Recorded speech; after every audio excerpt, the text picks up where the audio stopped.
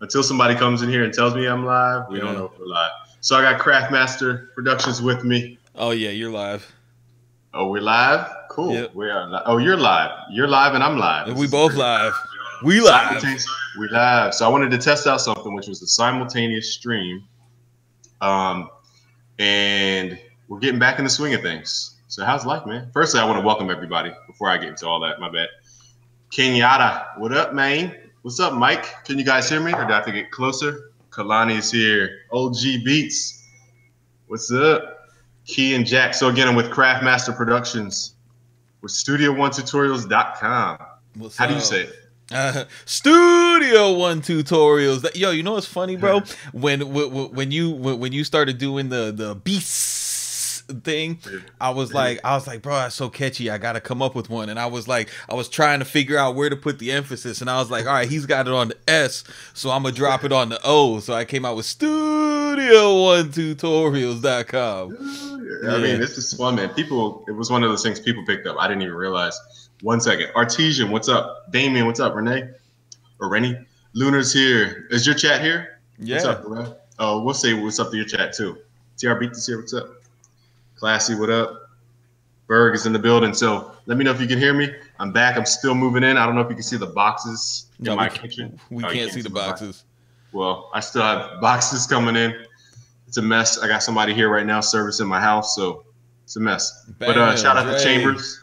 Young Chambers. Trayman, JY got beats. Hey. KO, what up, what up? What up, man? So we have a lot to discuss as a community. Firstly, I want to tap into the realistic. What's up, Big A?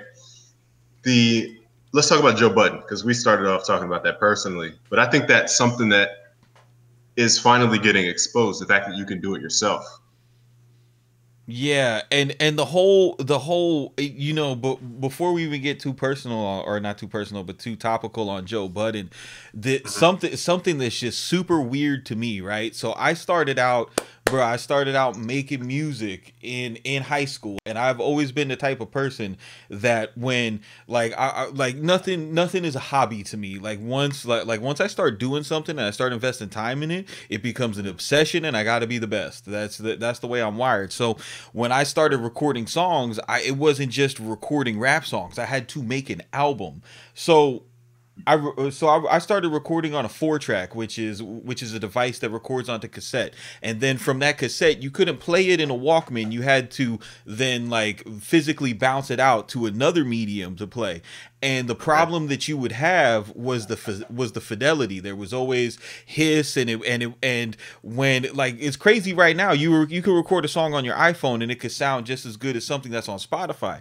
Back then, if you didn't go to the studio, people would listen to your stuff and automatically they'd be like, "Oh, this is trash." So, the whole thing about doing it yourself is, back then, like musicians, rappers, bands, and everybody, we were in this place where we were just like hoping and wishing and praying, like, yo, I wish technology would change so that we could record songs that are of studio quality, but don't have to pay the studio price and don't have to deal with, you know, everything that comes with working in the studio, just so, you know, be on a time limit and things like that. And it's funny, now everybody has that, but because they don't have my particular experience of that struggle of wanting it, they believe that they need the help of a corporation or someone else, you know. Like whenever you go into a Facebook group that's full of artists and producers, you know, there'll be a question like, how do I gain more fans, or how do I gain more exposure?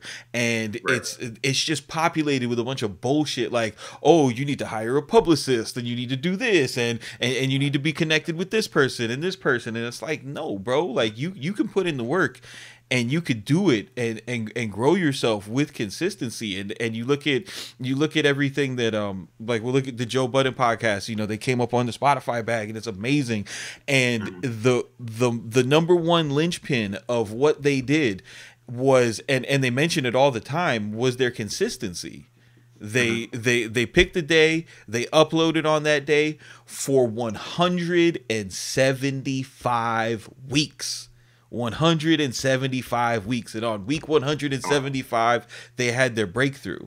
And it's just like, there's no shortcuts in this shit. You know, there's no shortcuts whatsoever. There's no promo site that you can go to that's gonna put your music on 75 blogs and get you views and is gonna turn you into a sensation. You know, it takes 10 years to be an overnight success, man. Right. Sorry, I was dealing with the video. They said the video is like glitchy and laggy. I think it's because I have the resolution on a different resolution. Let me know if it continues to be laggy, but is your side good with the video? Yeah, you look great.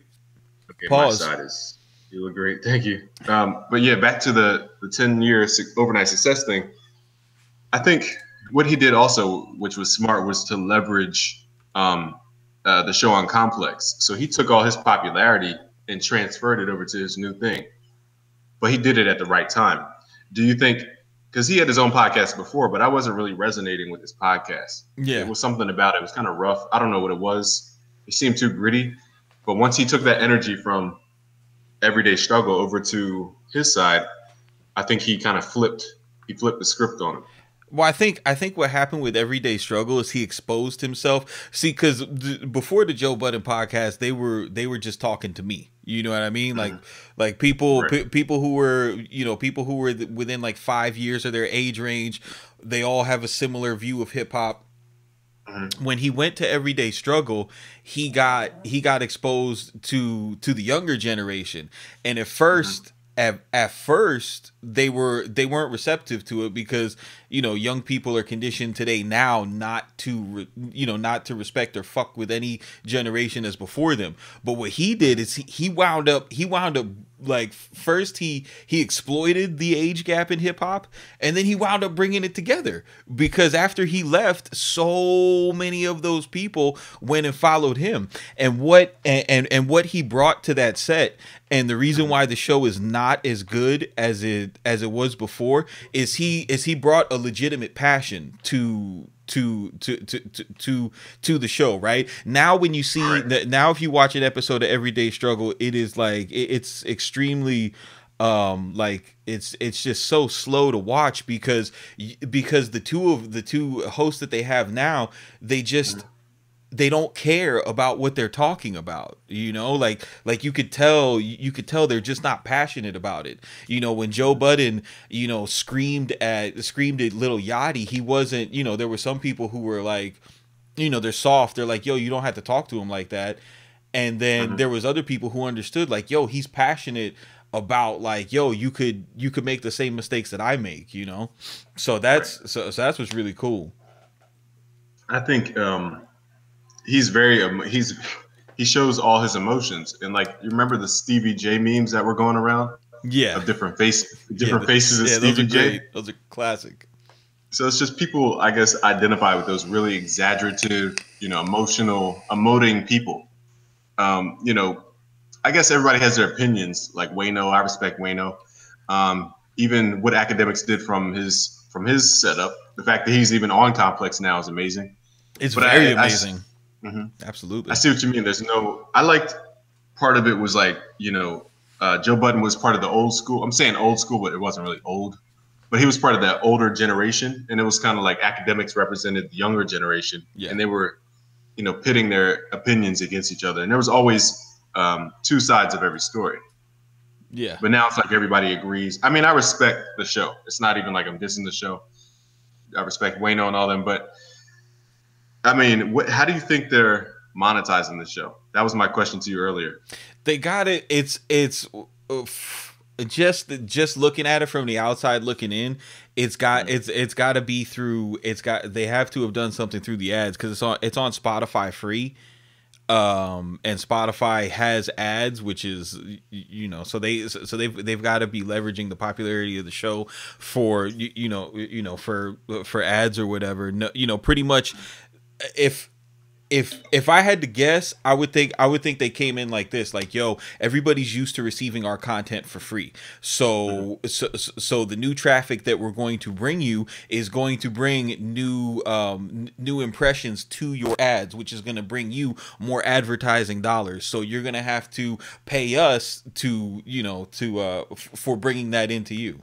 Which is when you hear them talk about how they stood on their flag and they was like, yo, we know what this is worth and we're not giving it away. I think that I think that when they went to Complex, they got pretty well versed on exactly what the ad money was doing. And this goes back to talking about what we were speaking about in the last podcast about getting the information about the business. Like, you never really know that stuff until you actually get in the building. And they spoke on it briefly, like how much they learned from the Complex experience. So that's what I think happened. Didn't they have some deal that Joe Budden mentioned, like some $50,000 shoe endorsement or something that, on Complex? Yeah, no, they Some were crazy amount of money. Yeah, they were having they were having these limited release shoes that were, that they were having them wear, but it's like the shit that the companies do with us with the plugins, bro. They were like, "Oh, here's the free pair of the limited release shoes. Wear them on the show." And dude was like, "Hold on, wait a second, bro. That's a check. I'm not just doing this for the shoes. What's wrong with you?" Right.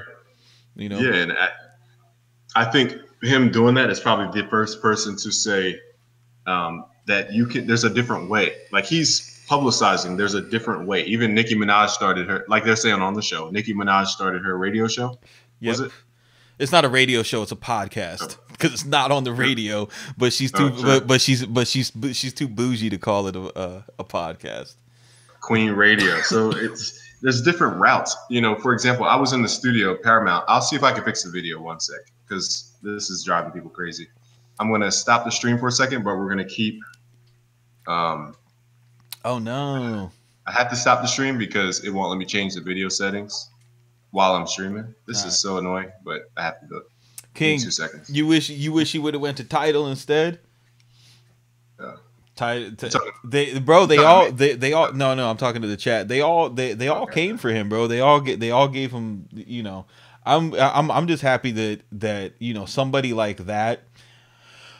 Somebody who's represented for hip hop in the purest form, somebody who is like really stood on integrity in the culture, has been given such a large platform because it's necessary. And it's to me it's really weird, just like how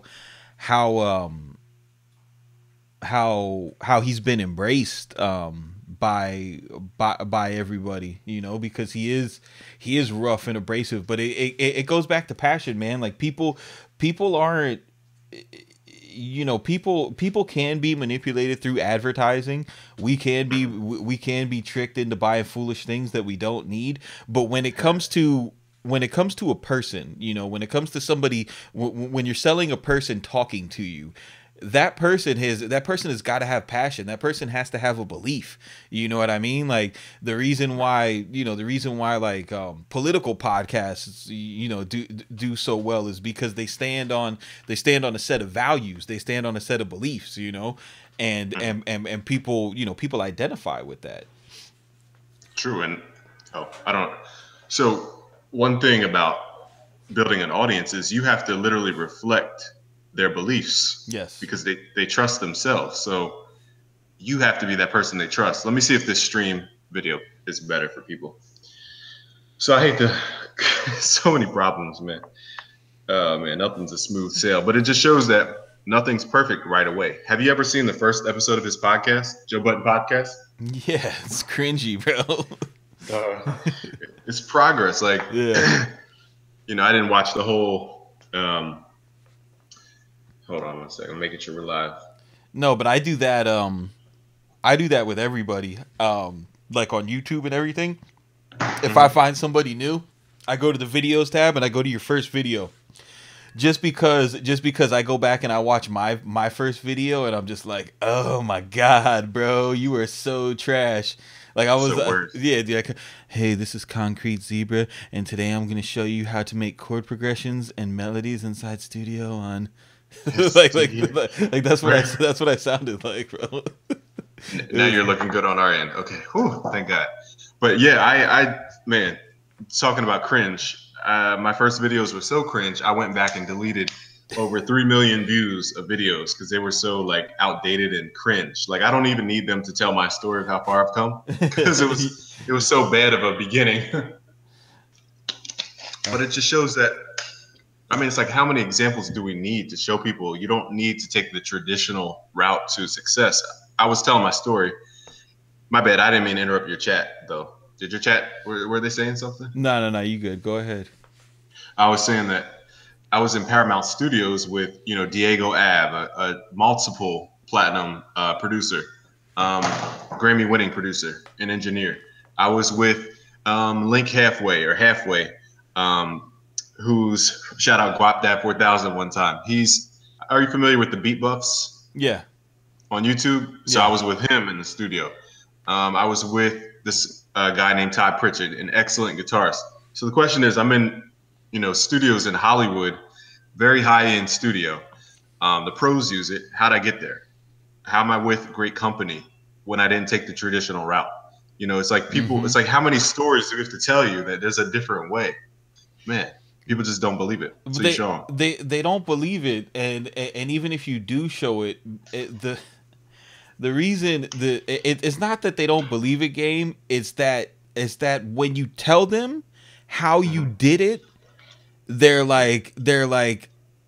expecting a cheat code. You know what I mean? Like they're really expecting a cheat code. You know what I mean? Like bro, I don't even have that many subs, and I still get people coming at me like, yo, you bought subs. Like, bro, who the fuck bought subs? Yeah, like what tutorial channel buys subs, bro? Like like we're making tutorials here. I don't need to buy subs, bro. Like I'm helping people out. Like I'm not buying subscribers, you fucking nerds. But people like people look at you. They're like, yo, Game's got like 450,000 subs. There has to be some type of trickery he did, and it's just like no, he made beats on Fruity Loops and uploaded like a freaking like very consistently, very often, and provided value, and people people resonated, and you came in at the right time to where there was an opening for somebody who was that consistent to jump into people's lives. Right. So real quick, somebody from XS Music asked you. He said, "Craft does tutorials. What kind of videos can they expect?" Pretty much, if you've seen a Busyworks beat tutorial, that's kind of like the kindergarten version of crafting. No, I'm playing, but no, I do. I do mainly what I focus on. I work in Studio One, but I don't necessarily teach a DAW, right? What I focus on a lot is workflow. Is workflow and how to translate musicality onto the piano roll. And there was actually when I was seeing tutorial channels on YouTube, Game was one of the guys that I would watch, and I would be like, man, he's a musician. Like there's guys who don't understand the perspective that you're coming from because you do that with your hands. There's people who do it with their eyes. So the lane that I created was I want to create tutorials for people who work strictly in the piano roll. They can't play anything. So that's pretty much the perspective that I come from. I show MIDI hacks, how to extract scales and stuff like that. Like, you're not going to come to my channel and be like, oh no, just use your ear, you'll hear it. I'm gonna be like, no, you take this plug in and you extract the MIDI here, and then you blow it out like this, and that's how you do that. Pretty much I try to turn music into math because that's really all it is. People there's two different levels. There's those people that like hip hop Jesus or whisper inspiration in your ear, and they could just bust it out. And then there's other people who work strictly on theory, and I'm one of those people that I just kind of work it together through patterns and numbers. Right. Got you. Awesome. I'm making sure the video is good. Some people are saying we got video. Some people are saying it's whack. I think it's my Wi-Fi because I'm not plugged into the Ethernet. You got that? But You got that public school Wi-Fi going on? man, I can't even get cell phone reception in my own house. Bro, it's bad. bro, I really can't. I don't know. You're on the West Coast now. You got to level up. You got to get that Comcast X1 experience. Yeah, I don't even think they have Comcast over here. I went with AT&T for internet and cell phone. I literally You got AT&T internet? You got AT&T internet? Yeah, internet. Oh, it's 1,000 megabytes upload or 1,000 megabytes download. I think 500 upload or something like that. Really? So it's good. Really? Yeah, you should be able to stream them, bro. Yeah, I'm like, what is going on now? Okay, because literally in my house, I will have the cell phone reception bar go like it won't even have any bars. It'll be like a flat line. That's how. And I switched over to AT&T thinking I'd get better reception. Boy, was I wrong. Yeah, no, it's crazy. Like I live in Florida, right? So everything is flat. Like we literally don't have hills, we don't have mountains, we don't like the tallest elevation in Miami is an overpass. Like no lie, right? Yeah, no, serious. Our cell phone towers are 75 feet tall. Like there's like, dude. But so like cell phone reception isn't nothing. But like once I started going to places that like had mountains and stuff, and they have dead zones. I was like, whoa, what is this? Your cell phone doesn't work? I thought your cell phone worked everywhere. Like from a satellite or something. Yeah. Where you like what big city are you close to in California? Where'd you move? More near San Diego, but closer to San Diego, but I'm like close to LA at the same time. So okay. You see me back and forth all the time. So you got that crazy like perfect weather right now. It's like 76 degrees outside. I'm getting used to your lifestyle. Well, in Miami it rains, but in Florida it rains. I mean, not Miami, but that's the only difference between Florida and here is just that it rains. It's the same weather.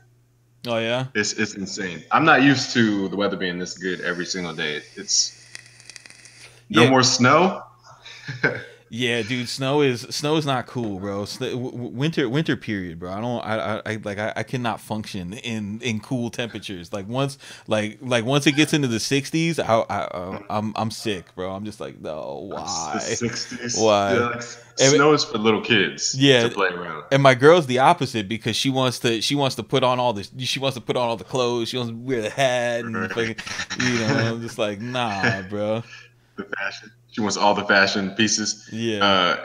I'm still introducing you, I guess, to my audience. He said, "Have you two worked together? Or am I going to, or am going, or are going to?"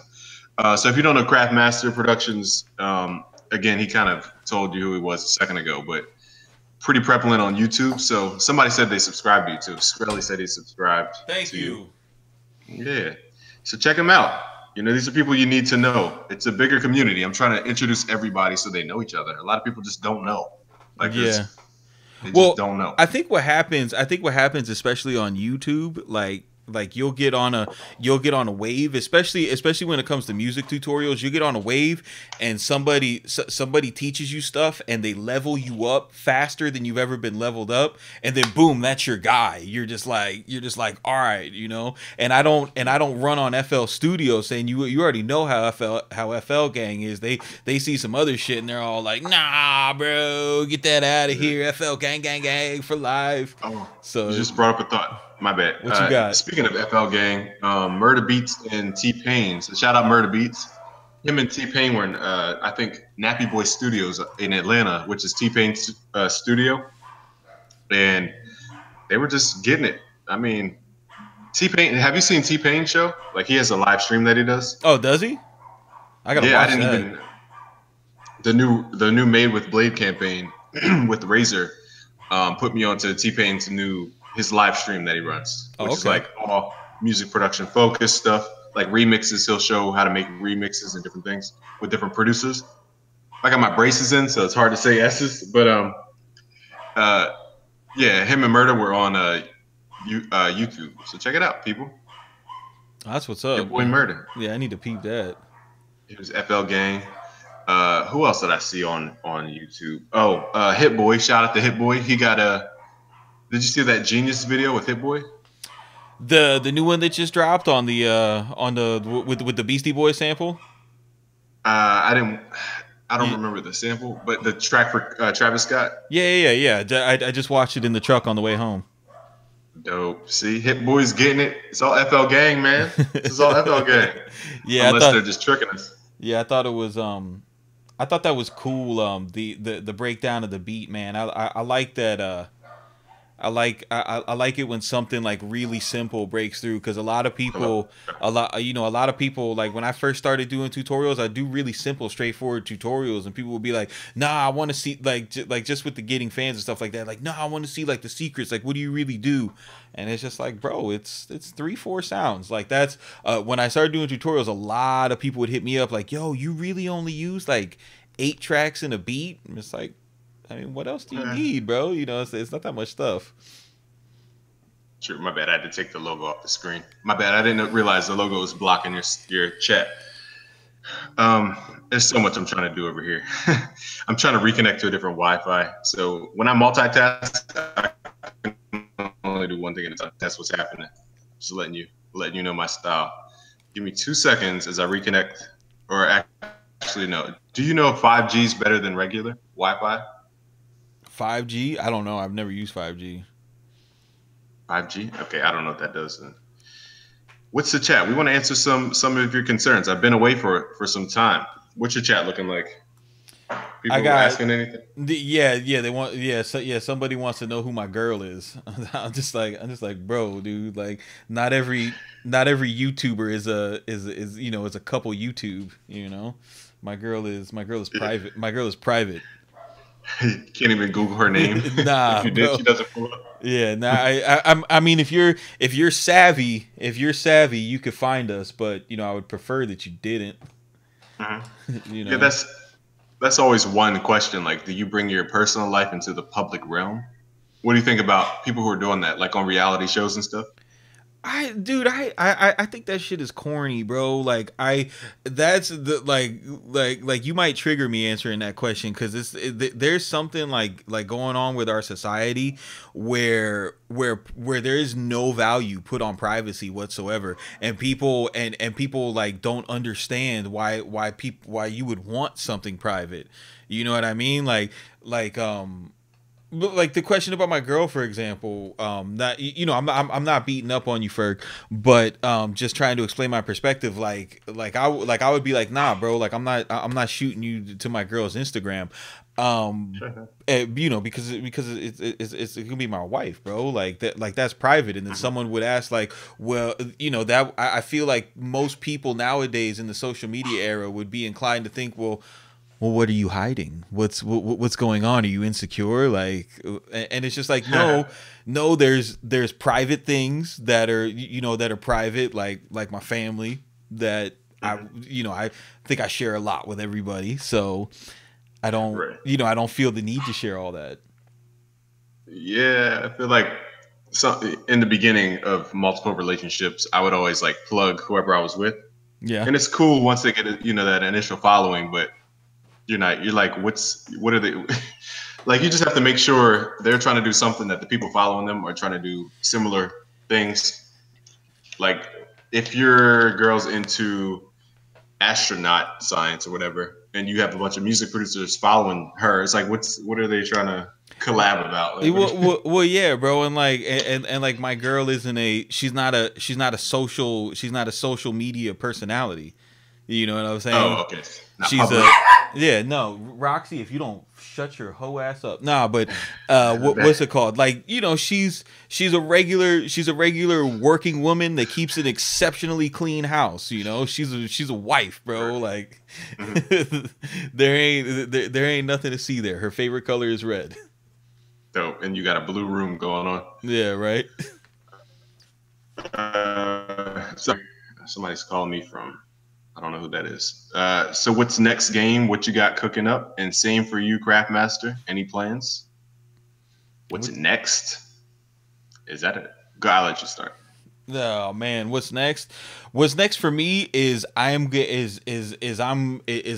really, really heavy into designing sample packs. Like I want I want a piece of that world. I think I have. I think that my mix bus and the way that the way that I process sounds and the way that the way that I texture things and just the ideas that I have would work really good. And I think that, you know, just so many producers follow me, and it's just another amazing way to network, because, you know, you could go and put out these packs and allow people to do whatever they want with them, but if a major placement comes along, it becomes a collaboration, you know. So it's like, so it's you grow your network of people to work with. And I think what I want to do, you know, with that aspect of my business, is to kind of change people's perception of these ain't, you know, these aren't like samples that I'm trying to sell you. Instead of selling you a $200 collab that you may or may not like, let me sell you a $30 product with 20 high quality samples that you could customize and do whatever you want with, you know, and take it as far as you want. And that's a way for us to work together, you know. Awesome. So I have I have the first one on my site right now. It's called Ski Mask Samples. It's studio1tutorials.com. It's kind of like a lo-fi trap thing. And the one that I'm working on now is I went out and bought a Roland Phantom, because I want to keep things authentic to the era. I went and bought a Roland Phantom, and I'm gonna do like a 2000, I mean, not a Roland Phantom, a Yamaha Motif, and I'm gonna do a 2000s and late 90s R&B pack. So you know how like you know how like you had the jagged edge, you know, acoustic guitar beats and all that stuff. All those sounds came from all them sounds came from the Motif. So, you know, I'm gonna run that pack, and then you can go. I have a female vocalist that I'm working with, you know, so that we could put actual vocals on the pack. And you can go, and instead of having to go and sample a 2000s love song or something like that, you could just take these, loop them, flip them, do whatever you want to do with them, have that same sound, but you don't have to worry about the clearances and stuff like that. You play something on a major label, you email me, we split the fee, you give me production credits, and then you do what you do, and it's not even like you're paying me out of it, the label's paying me, you know. So once you buy the pack, you good. Right. It's like success fees. That's how all major players do it. They don't charge up front. They charge like, equity. Yeah, and exactly. We did that at the studio. Brought in some of his sample loops, and we just flipped the sample loops, made a record. Him and Diego Ave made a record like in 10 minutes, because it's the new way of collabing. Yeah, no, it really is. That's what a lot of people really don't understand about the workflow. And whenever I go to a studio, and whenever I go to a studio down here, it's the first thing that I introduce them to, because a lot of producers, they're like, wait a minute, man. I mean, why would I use this? I could make my own melody. It's like, I know that you could make your own melody. I could make my own melody too, but we're both here. And why are we gonna spend 2 hours in a room that we're paying for? Why are we going to spend 2 hours, trying to find presets and shit like that? I've got 20 already set up. At least hear me out, go through them. And then once we start going through the pack, and they're like, "Oh, okay, keep that." It's just getting past that initial pride and just perspective of I have to make everything, because it's not. I mean, when you look at these album credits and you see 4 producers on it, 2 of those producers made a loop pack, fam. That's what's going on. Like if you for example, if you check the credits for Astro World and you see all the Frank Dukes shit, go to kingswaysamples.com and find the samples, because they're there. They're there, bro. And it speeds up the workflow so much. We were in the studio, literally, like you said, it saves time. We're paying for studio time. Diego flipped that sample in 10 minutes. He made this crazy track. And he twisted and mangled it a bit, so it's not the same exact thing. But, I mean, it works. Why, like you said, why try to make a sound from scratch when you presets? Save the time. Well, and the thing is, when you work with when you work with someone like me, and my collaborator Robert Blake, like we make hip hop music, so we know what you're listening for to sample in the first place. So I'm creating from a place of, I know how I'm putting in little things in the sample for you to flip. Like I'm already thinking about somebody flipping it. I'm not thinking about just somebody looping it, because I know everybody's gonna want to add their own creativity. Like one of the ways that I create is I will, I'll throw a halftime on the on the mix bus, and I'll play through the halftime just to make sure that when people add gross beat to it, it's lit. And then I'll take that off, and just give you the regular sample. So for you guys that wind up getting Ski Mask samples, all that stuff was made to have gross beat and halftime thrown on.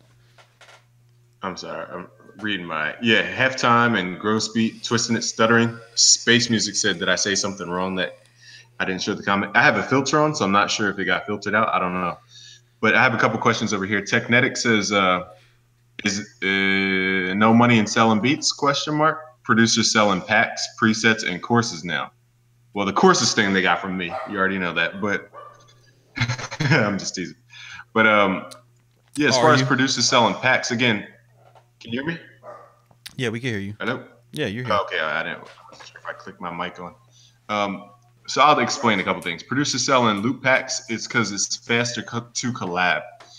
Think of it like, instead of hiring a bunch of musicians to come into the studio, you get a loop pack of the musicians, like Frank Duke samples, for example. It's the same thing as them coming to your studio playing. They just did it ahead of time.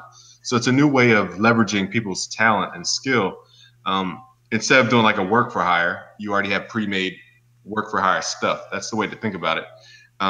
Presets, yeah, a lot of people are selling presets. Again, presets take time to make. Why spend 4 hours every time you open up Omnisphere to get the sound you want when you have a preset? Like somebody has to have a Prophet 6. I do have a Prophet 6, and the best part about it is it has presets. I don't have to go in and design every single sound from scratch. Yeah,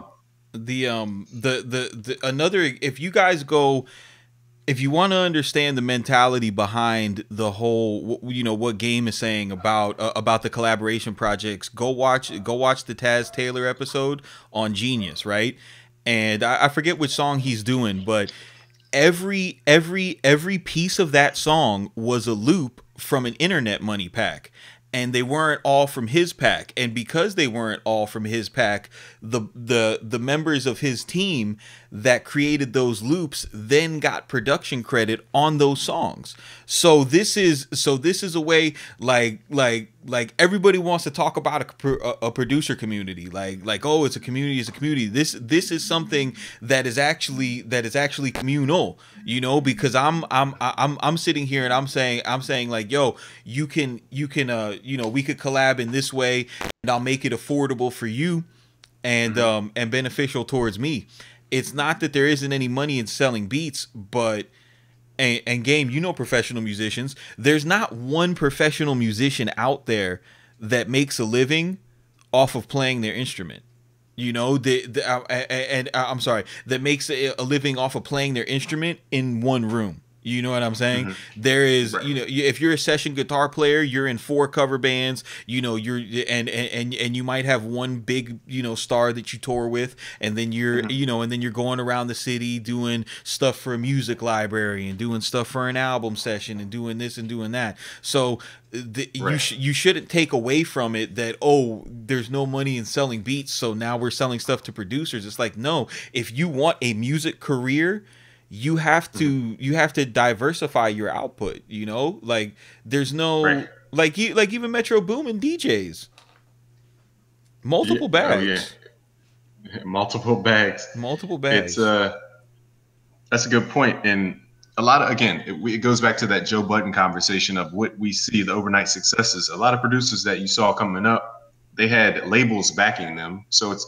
what they were doing was just one role. They had all the people around them. They had the musicians, they had the mixing engineer, they had the whatevers, like whoever was involved in making the song.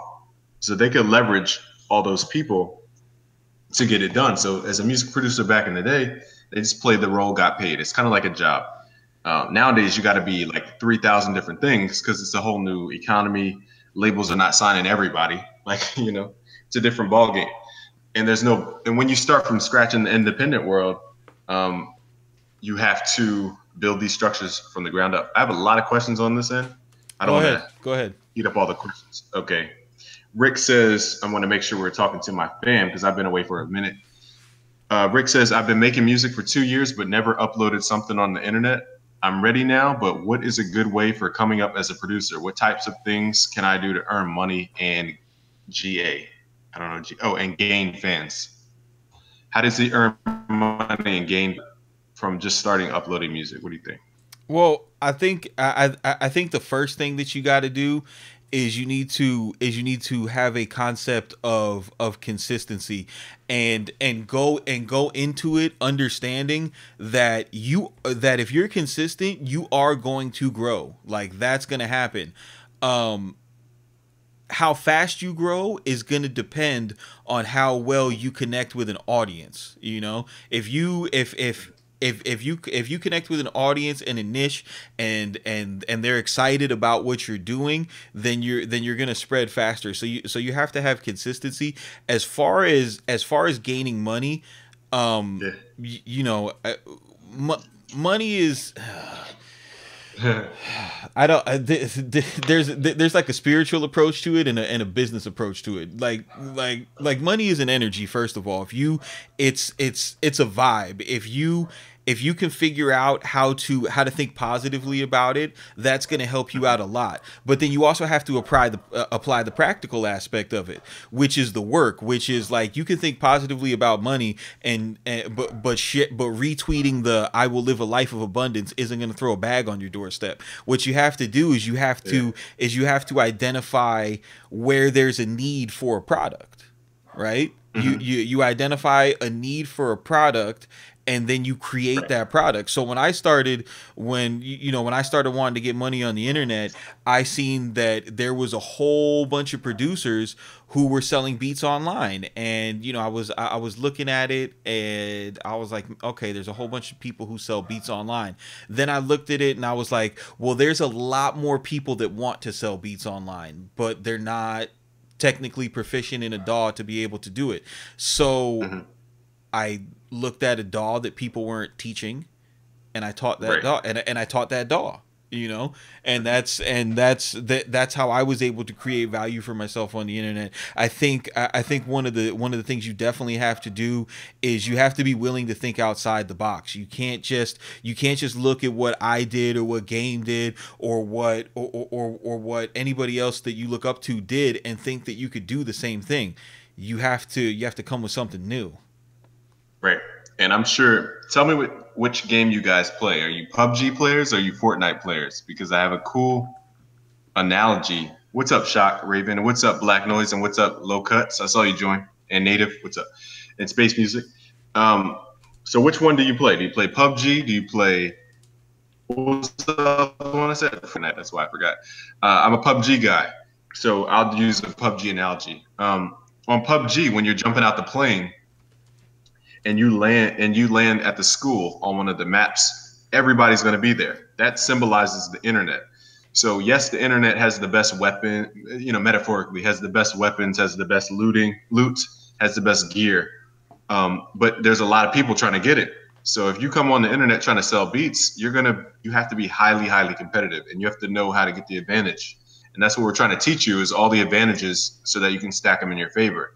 And the people who are applying the stuff are chopping off everybody else's heads because they're actually using the stuff. They're not just like absorbing it in their brain, not doing anything. Like you said, just thinking about stuff and never doing anything. Yeah. So that's the way I look at it. I think another thing that comes with wanting to do business and in music and everything. Another thing that you guys got to pay attention to is you can't be a fucking hater, bro. Like I don't know any hater that gets money, like straight up. Like if you sit down in your computer and you pull up Cash Money AP and you're like, man, his beats aren't good, how's he selling so much stuff? Like you ain't ever gonna get no money. And I don't know what it is about that. Like it's it's probably a spiritual thing, it's probably an energy thing, but you can't go into creating music with and wanting to profit from it with negativity. Right. One sec, I gotta go talk to the service guy. I'll be right back. Can Yeah, you hold it yeah, down? yeah, I got you. All right, thanks. So I think and the other thing is you shouldn't focus too much on getting money when you're starting out anyway. Like the reason why I even started a pay channel or a pay site was because one of my subs wanted to see me review more plugins, and I don't steal plugins, and I was like, bro, I'm not gonna go buying $200 synths just because you guys want to see them. And he was like, well, why don't you start a subscription, and then with that money you could finance it. So if you love making music and this excites you, and it's and it's something that you do for a creative release, and it genuinely makes you happy, that is going to that's going to put you in a place where you can really benefit and be creative and start to think about business ideas to to apply them. But the sad truth about it is there really isn't a hack or somewhere that I could point you and say, hey, do this and you'll start getting money tomorrow. And I'm telling you right now, anybody who comes to you and sends you an email, pretending that they're Young Chop and they're gonna tell you how to sell beats, like, they're full of shit, bro. Like, that's it. It's not gonna happen. I never leased because I want to be a producer in the more traditional format, meaning studio, developing the artist, and I want to be proud of everything I put my name on. S class, that is a that's one way to look at it. I've been doing this since I was 13. I recently lost my day job, so I'm ready to make it full time. Well, I mean, if you lost your day job, you should be trying to get as many bags as you possibly can. I wouldn't turn down leasing. I think the way people look at leasing is kind of fucked up. They look at it like it's a cheapening of the art, and it really isn't. It's a way to work with as many people as possible. XS Music wants to know, what are my thoughts on Splice? I think Splice is an amazing resource. The only thing that I don't like about it, and the reason why I don't use it more, is because it has such a low price point that everybody can get on it. And when it comes to when it comes to using samples and stuff like that, you want to develop a sound like the sample packs that I buy. The sample packs that I buy, the reason why I fuck with them is because they're samples and melodies and chords that I don't know how to make, right? But that I would love to use. So if there's I work like this. I don't try to make my weaknesses strengths. I try to make my strengths superpowers. I think that it's completely counterproductive to try to sit here and spend a couple years learning something that you're not really good at to only be sort of good at it at a couple years. I'd rather take the things that I'm really good at and turn it into something that I'm great at, right? So, learning how to play piano and understanding jazz chords and something like that, I don't want to do that. But if I could find a prolific sample creator who can produce in that style, I'm going to buy his stuff. And Splice is more geared towards electronic music and stuff that I feel that's easy to create. But if you're going after that sound, then by all means go for it, because it's going to make your creation process a lot easier.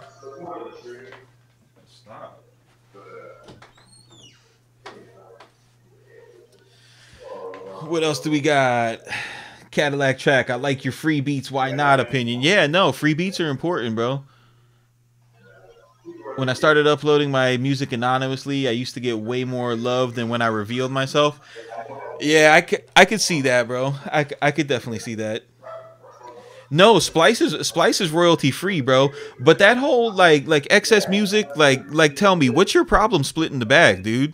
Like this metaphorical bag that doesn't exist. Like, what's your beef with that?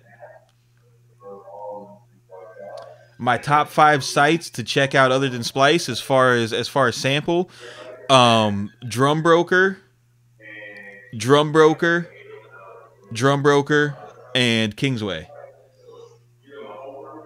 Oh, okay. You're not liking Splice anymore, XS?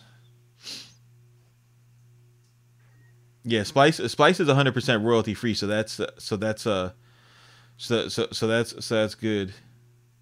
Oh, okay, fair enough. Yeah, no, I'm just asking XS because I have whenever I get into the sample pack discussion, and especially when it comes to the ones that where you want to split the credit, a lot of people like they resisted it first, and I have to tell them, I'm like, I have to, like, for example, my buddy in Orlando that I work with, I gave him I give him my sample packs for free, and I also showed him some other sample packs to buy or whatever, and he was really like, so I have to split it if I place it, and I'm like, first of all, bro, you don't place no records, so I don't know why you worried about that. Second of all, if I sat in the room with you and played these chords and wrote this melody, would you not give me production credit? Well, yeah, of course I would give you production credit, man. Okay, so if you would give it to me, why wouldn't you give it to this musician that you bought the sample pack from, dude? Like, that's like, it's the same thing. And then when you put it in that perspective, oh, okay, now it makes sense. Right. What did I miss? I must have missed. Oh no, we were talking about Splice and samples. I think this is a question. I think this is a question better suited for you. Somebody was asking me if I invest in ads. And if there's anything specific that I prefer over the rest. I can't hear you right now. You said if I invested in ads. Yeah, like what's your ad game like? Are you an Instagram ad buyer? You do Facebook ads, YouTube ads? Well, Instagram you can run through Facebook. So I would say back in the day, Facebook was the move. But the thing is, you're looking at reach. Facebook's audience dropped 50% ever since that. What was that? Cambridge Analytica. Yeah, Cambridge Analytica. My bad, though. Cambridge Analytica. That's that dirtbag shit. Yeah. So once that dropped and traffic, it wasn't the most supreme pony in the market. So people are looking to YouTube now. Hold on. That's sauce because right now the conventional wisdom is still, and I think they're doing it on purpose too. The conventional wisdom is that Facebook ad is the move because you're the first person. I want you guys to pay attention. Game is the first person to tell you that Facebook ads might not be it. Please continue, sir. Yeah, it's a mystery. You always wonder, like, what would ever come after. People keep calling me. What is going on? Let me call them back. I don't know who that is anyway. I forgot. I lost my train of thought. Can you? We said with after Cambridge Analytica information popped out, we got a 50% drop in Facebook, and it's not the strongest pony in the race as far as ads. Yeah. So what is the strongest pony? Oh, well, I would say in this case YouTube. But the thing about YouTube is that you have to be it's more creative. Yeah, and you have to be monetized too. Dude, I've been waiting. Oh, is there a threshold? I've been waiting 8 months for my monetization to come through, bro, and they have not approved it yet. Wow, they're still on the edge of that. It's weird. Okay, so so with ads, one thing you test a lot is the headline. I'm telling this to my mentees in my private group. You test the headline because the headline is the first thing people see. But with YouTube, there's no headline per se. They just open up an ad, which is a video. So videos like images, are very creative. They have a lot of variable to them. There's no constant thing about images. So it just opens up a world of like infinite possibility and testing when it comes to YouTube. You have to be almost a supreme marketer to really, capture that YouTube traffic and convert it to your website and all that. But that's how Ty Lopez, Ty Lopez? Yeah. Why did this? Okay, the stream on my phone is like he was like the YouTube god for a while. Yeah, supposedly he invested $1 million in his campaign, so he started off with some money, but he made himself a celebrity using YouTube ads. and now he's working with like top brands, working with Grant Cardone. You see this Lamborghini right here? You might think it's valuable. Right. You know what I find value in? These books. These books, yeah. These girls that I have around me because I'm a club owner, and the girls want to get in the club. Oh, Ty. I mean, I respect Ty Lopez. I mean, he literally created celebrity from nothing. What is going on? He did it, man. He did it. Except when he showed off that beautiful mansion that was actually an Airbnb. Oh, but I don't know. But how does he make videos in there every day? It still takes a lot of money, even if you rented it. Yeah. But nah. That's I respect Ty, bro. I respect Ty. He got it. He got it. He created like a $50 million business using, starting with about $1 million on ads. So that's 50 times return on money. Now, I'm trying to figure out why my stream is not loading properly on my phone. It says you're offline. I'm not offline. Uh-oh. Now it's working. I think it has something to do with the Wi-Fi. Man, there's literally always something when you do stuff. Anyway, so you were reading from your chat that question about Splice. Thoughts on Splice? No, yeah, I was reading about it was the question about ads. They were wondering where to put their ads. Here's a couple questions from this side. So I don't know what answer you gave Rick about where to start and how to get fans. Is that how you led into ads? Oh no, we went into I went into why I even started like selling samples and tutorials and stuff like that. Because he was wondering about fans and things like that. So that's where I took it.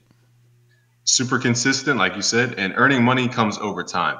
It's not like you got to learn the principles. Just we have a playlist called Giving Game right on my YouTube/Busyworks Beats. Look at the Giving Game series. RIH Beat says you own a Prophet 6. Is it worth the price? I would say, because you said you bought a Roland or Yamaha. Did you buy a Roland or Yamaha? Yamaha Motif. Yeah. So the old school one. Yeah. Once you can learn how to, make money off your synthesizer, I wouldn't say it's required. Like Prophet 6 has to be like $2,000 or something like that. It's not something you reach for to solve every problem in your music productions. It just gives you that extra boutique sound. Yeah. Kind of like a staple. Yeah, I want a Prophet so bad, bro. The sample pack I would make if I had a Prophet 6 right now, boy. Right. I was using my Prophet 6 to make some haunted loops, and they came out just what the crazy. The hell loops? Well, I found out Illmind after I announced my the tunes from below. Yeah, the tunes from below came about. Yo, but regardless, huh? But no, that pack that you sent out on Halloween, that was it. That was in the email. That was in your email blast, bro. That was gas, dude. Like I was, I listened to that pack. I was like, yo, because you always like the music I see you make is always like, I never see you do dissonant music. You always do like proper harmonies and stuff like that. And then that stuff was very dissonant. I was like, man, yo, Game's got some gutter in him, bro. Some gutter. Yeah. That shit was tough. It's so different once you like have love for a synthesizer. You turn the knobs as you're playing it, and it gives it a completely different sound and whatever. I'm not gonna like harp on that. Well, no, the thing about analog gear versus, because a lot of people who haven't used it don't understand it. And this will make sense to you because you have it. But the thing about analog gears, when you turn a knob, it does something. Like even the littlest tweak, bro, something happens. Whereas a plugin, you gotta make like a 25% turn to hear a bite or something. You know what I'm talking about, though. Yeah, I know you know exactly what I'm talking about. It was just funny with the way you worded that. 25% turn. Technetic says he got the Motif ES7, cost $600 to fix. Oh, I thought you were gonna say it cost $600. $2 transistor on the mother. I don't know what that means. You had to fix the motherboard. Yeah, that shit sucks. Darn, man. Let's scroll down. How's the new studio coming along? Says Miles. So before I answer that, what are some key essential things you think people need, like for a studio, as far as making beats? As far as making beats, yeah. Okay, the first thing that you need, and this is this is something that people always fuck up on, you can't use the college computer that your grandma Ann got you to write your MLA fucking form papers on, bro. You need a big boy computer. The most important thing that you need in your studio is a computer that has an i7 in it. Like you have to have an i7 to run the stuff that we're doing, right? So you need a computer with an i7, at least 16 gigs of RAM. That is going to that you're going to be able to do anything then. Anything you want, you could do. The next thing that you need is a decent interface. You don't have to go get an Apollo. Just get something in the 150 to $200 range. And then you just need a DAW and you're good to go. You can hit it like that. Awesome. There's a quick tip for you that saved you tons of time at Guitar Center or like, Sam Ash, wherever you're going, or sweetwater.com. Shout out Sweetwater. We have some cool videos. First, I want to thank Martina for even connecting us with Sweetwater. Basically, again, we work with the top companies like Sweetwater. Are you partnered with Sweetwater? Well, not partnered, but we have a relationship, put it that way. That's a good company to have a relationship with, man. They're a solid company. Like, you buy something from Sweetwater, they call you up and they ask you, I forgot what I bought. I bought something off of Sweetwater. And, the day after I bought it, the gentleman called me up and he was like, hey, what are you using this for? And then I told him about my website. And then he called me like a year later. He's like, hey, man, I seen that you got the new graphics on your website. This is looking amazing. I bought a membership just to see what was going on. Like, I'm like, bro, this is crazy, dude. Like, the level, and they give you a free bag of candy with everything you buy, bro. So. Right. I never eat the candy, to be honest, but it's a good gesture. It's a good gesture. Look at me. I eat the candy game. I eat the candy. I eat the candy. Yeah. Free candy on the side of that white van. No, but Sweetwater, like, their customer support is insane. Like, if somebody ever asks me a question I don't know, like a very specific question, I'm always like, contact Sweetwater. They'll know. Like, they have the complete experts on their support team.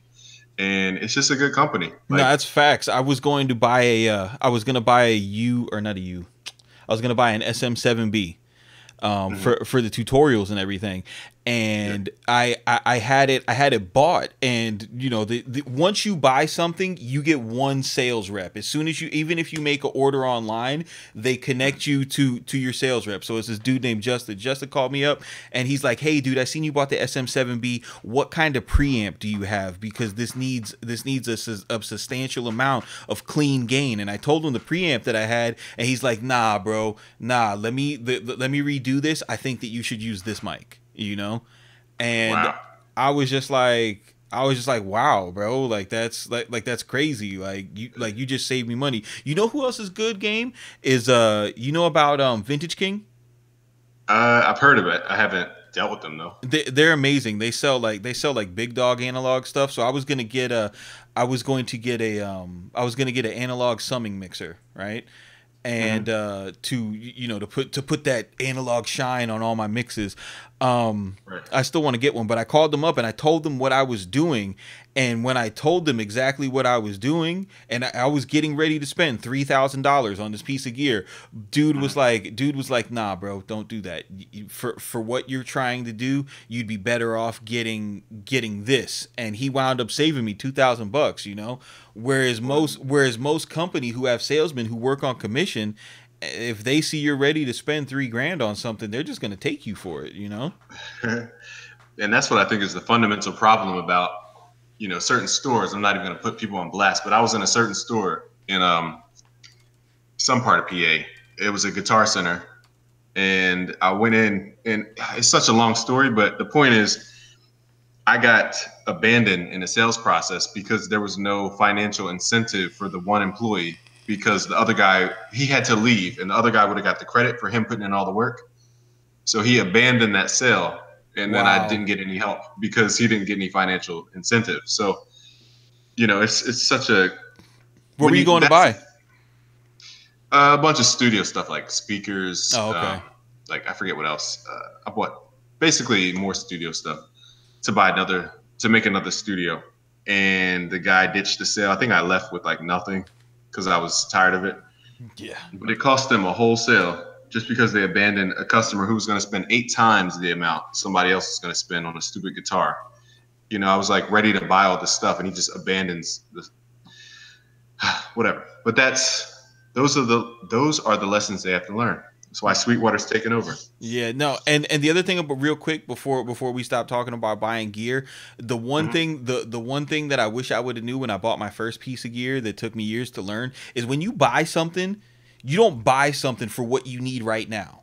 Okay? You buy something that is going to be a career piece, right? Like if you're interested in having a music career, not a music hobby, you get something that is going to going to be, you know, as future proof as possible. Like when I went to go get when I got my gunplay work, right? I live like 100 or I live an hour and 45 minutes away from the studio I had to go to. So I had a desktop that was fire, and I was like, yo, I need to get a mobile rig so I could cook up in the studio. I'm gonna be on the road more, yada yada yada. I didn't go and get the regular Mac Pro. Like I got the biggest and the baddest one that they had because I don't want to buy a new one 3 years later when when these amazing sound libraries come out and my computer's getting choked. You know, always go for the max that's within your budget. Always.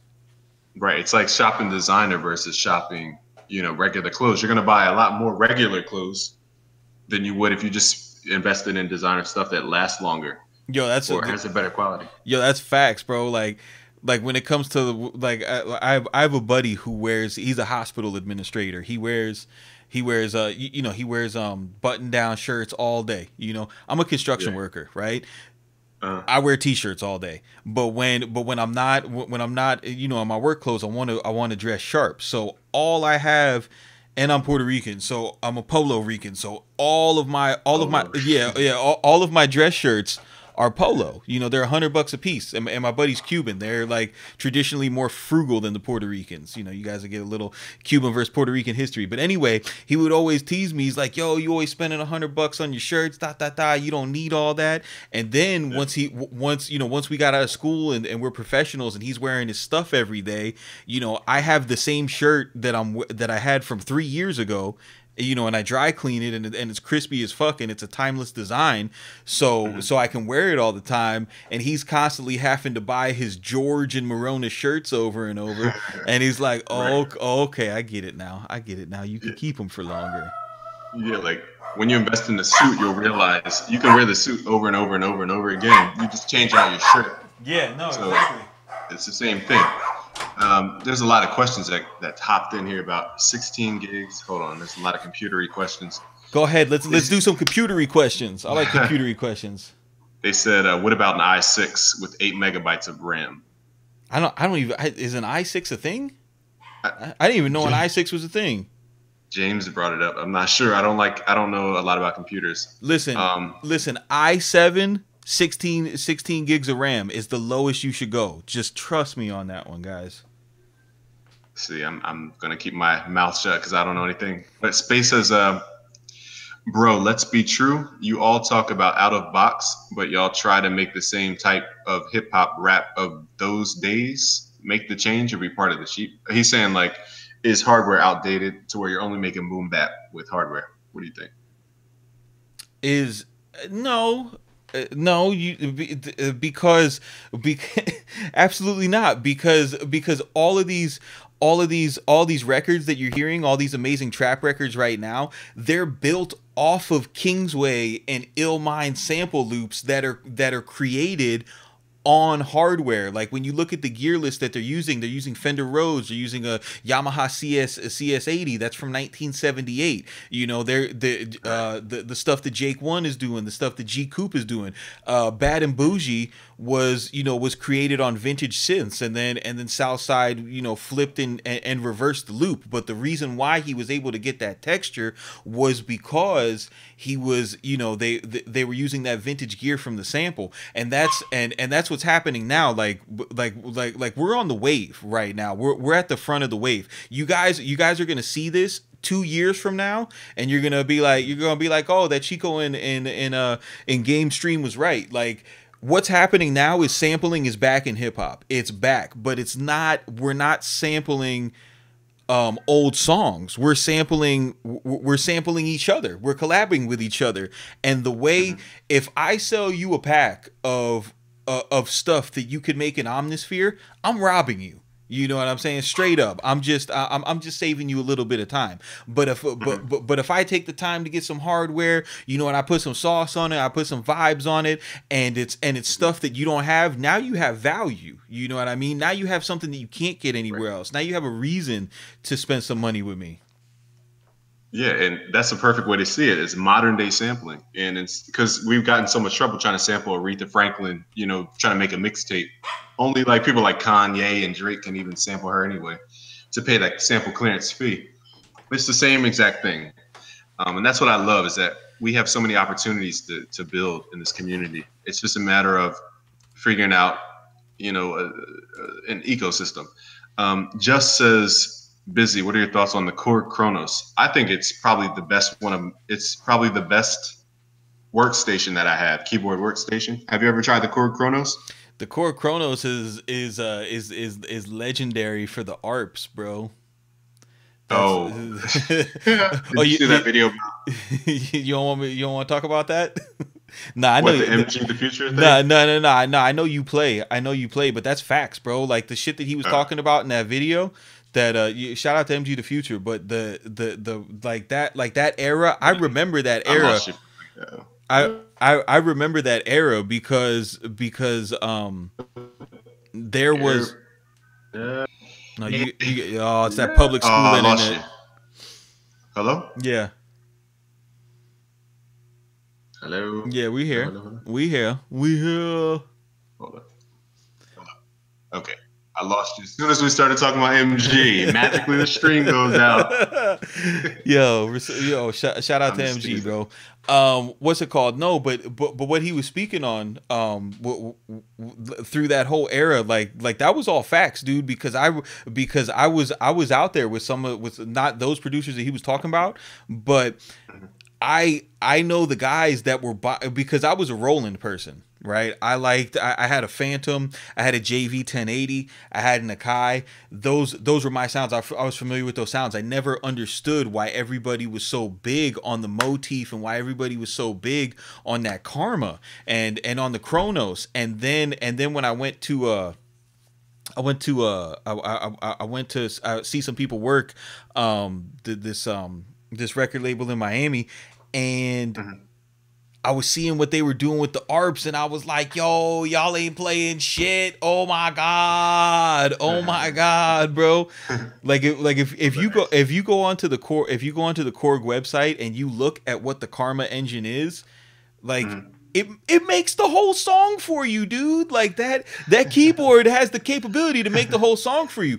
And yeah, you laughing because you know it's facts, bro. Because I see what they're doing. Like it's like, oh, okay, if you're a guitar player, let's give you the ability to create, you know, key parts and drum parts easy so that you can solo with your guitar and practice, you know. Right. It creates the value like that. But that's what that's about, man. I haven't really experimented. I thought Karma Engine there's this little knob thing that you push around. I thought it just added different tones to it, like filter tones. No, dude, the Karma engine started out, it's the keyboard that came after it was the Trinity, that was the Swizz Beatz thing, and then the Triton came out, which it was like it was a bigger version of the Trinity, and then the Karma came out. So the crazy thing about the Trinity and the Triton was you could sample on it, and it had a sequencer, a 16-track sequencer, so you didn't need an Akai. So people who couldn't afford the Akai, this is when production costs started to get smaller, right? So you could just go and get a Trinity or get a Triton, boom. Then the Karma came out, and the first time I seen a Karma, I was at this is hilarious. It was this it was this older, we were like 17, 18 at the time, and this guy was maybe like 32. Is this white boy, and he called himself Brain. And I don't know where the hell he came from. He just popped up at the cul-de-sac in the middle of the hood one day, talking all this shit like he was looking for a rap group to manage. So we wound up going back to his house in the suburbs or whatever, and he had built like this music room. And you know, I like I'm getting a beat on him. I'm telling he's not like a musical person. He's a computer person. And he was playing his beats, and I was listening to his beats. I was like, "Yo, play me something right now. Play me something." And he couldn't play any chords. And he's like, "Honestly, bro, I'm just gonna show you. I'm gonna show you the truth." And he turned on that Karma engine and started one fingering things, dude. And I was like, I was like, "Oh my!" And this is in 2002. 2002. And back then, if you couldn't play, like that shit was like, it was kind of a faux pas. So I was like, "Yo, this is cheating." But everybody else was like, "Yo, shut up, dude. He's gonna invest in our rap career." I'm like, "All right, bro." But yeah, that was the first time I seen it, and and that was the first version of the Karma engine. So I imagine with the Chronos, that thing is probably lit, bro. What else you got in your chat? I'm glad you had that information. I had no idea about that, even though I have Chronos. Hopefully, I can put everything in one room this time. Last time I had 2 separate studio rooms. I couldn't really use everything I wanted. Oh, the humble brag. Yeah, last time in my house, you know, I had 2 studios. Yeah, I could only use one at a time. They were separated. It wasn't the flow. Technetic says hardware needed for sampling vintage gear for packs. What? You don't hardware needed. You don't need hardware to sample vintage gear. You just need a decent interface. I think the most important thing, like when you get into recording audio into a DAW, you want to make sure that you get an interface that can support working at 48K. The lowest, you know what I mean? You don't want to be doing 44.1. You want to do 48K 24 bit. If you can get to 98, if you can get to 192, the higher the resolution you could get, you want to experience as far as going into the DAW. Deep. Rick says, "Can I use Omnisphere without a good SSD?" I would say no. Like, don't even. I'm not saying don't try it. Never mind. Let me not dissuade people, but it works best when you have a solid state drive. It's just a lot faster. You don't have to wait 10 minutes. Yeah, you can use I used Omnisphere on an external drive, 7200 beats revolutions per minute, and I really wanted those sounds. So I coped with it. But the load times, bro, those load times are brutal, dude. Like sometimes the patch takes 30 seconds to load, bro, and that is it's kind of a vibe kill. You gotta have a strong mind for it. Okay, somebody said the Google Hangout URL is showing. I'm trying to hide it, but I don't know how to hide it. Whatever. Join in if you feel like joining in. Join in. I'll kick you out. Join in. I'll kick you out. I don't know how to do that. Whatever. This is why. There's always something. Whatever. Don't join. I'm gonna beat you up. Okay. Glad to be watching. Maybach says, "Glad to be watching. I'm an engineer / producer with a home studio." Shout out to you. Excellent, man. Here we go. Here's what I'll do. I'll cover it with the chat. Never mind. That doesn't make sense. My bad. I'm trying to do 8 things at once. Okay. Native says Omnisphere and any plugin requires a good amount of RAM. Okay, he's just giving information. LexCard says, "What do you think about the KRK Rocket 5 when it comes to mixing and mastering?" It's the worst fucking speaker you could get. It's seriously the worst speaker. The only reason why people use that speaker is because they see other people use that speaker and it has a yellow cone. And you see the yellow cone and your eyes like, "Oh my God, it's a yellow cone. That's a professional speaker," because you never see a speaker that has a yellow cone. So you instantly associate it with like, "Oh, that's a pro speaker." But if you go into a studio, you're not going to see none kickers. You're not going to see no kickers. What you're going to see is you're going to see Yamahas. You're going to see Focals.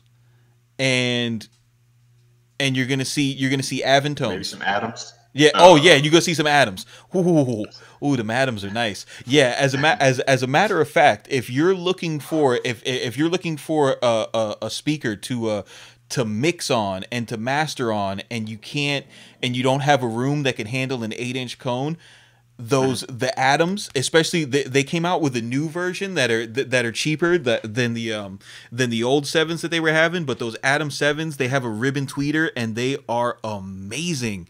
And the reason why they're good for a home studio is because when you get like an 8-inch cone and you put it in a 10 by 10 room, your bass response, unless you are sitting directly in the sweet spot, which most of you guys aren't, because the sweet spot of your monitors is typically the center of the room. Unless you're sitting in the sweet spot, you're not going to be able to reference your bass correctly.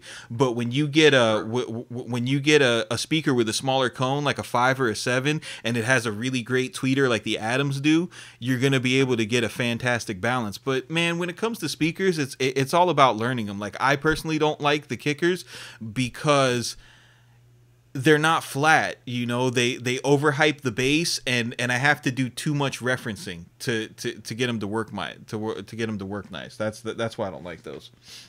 Right, you made a good point, because it just reminded me of my sub bass. It's my subwoofer that I had. When you're in the room, it sounds like you can hear all the bass, but then you go to like a room behind the room you're producing in, and the sub bass is a longer wavelength, so it takes time for it to build up. So you hear this like wall of sub in a whole different room. You don't realize how loud your stuff is. So like you said, if you're starting out and you're on a budget, start where you can. You can always upgrade. I would say I love my Genelecs. Those Genelec speakers are my favorite. Genelecs are sexy. Those are the other ones you'll see in the studio too. What size cone you got? Genelec what? You got the Sixers? I bought them used. Huh? The Sixers? You got the 6s or the 8s? They're probably 6. They're not big. Yeah. The 6s are perfect for a small room. Dope. I bought it used, and I don't even know the model number, so that's how like clueless I am. But it sounds like silk. It sounds like a silk sheet. You're listening to like. Yes.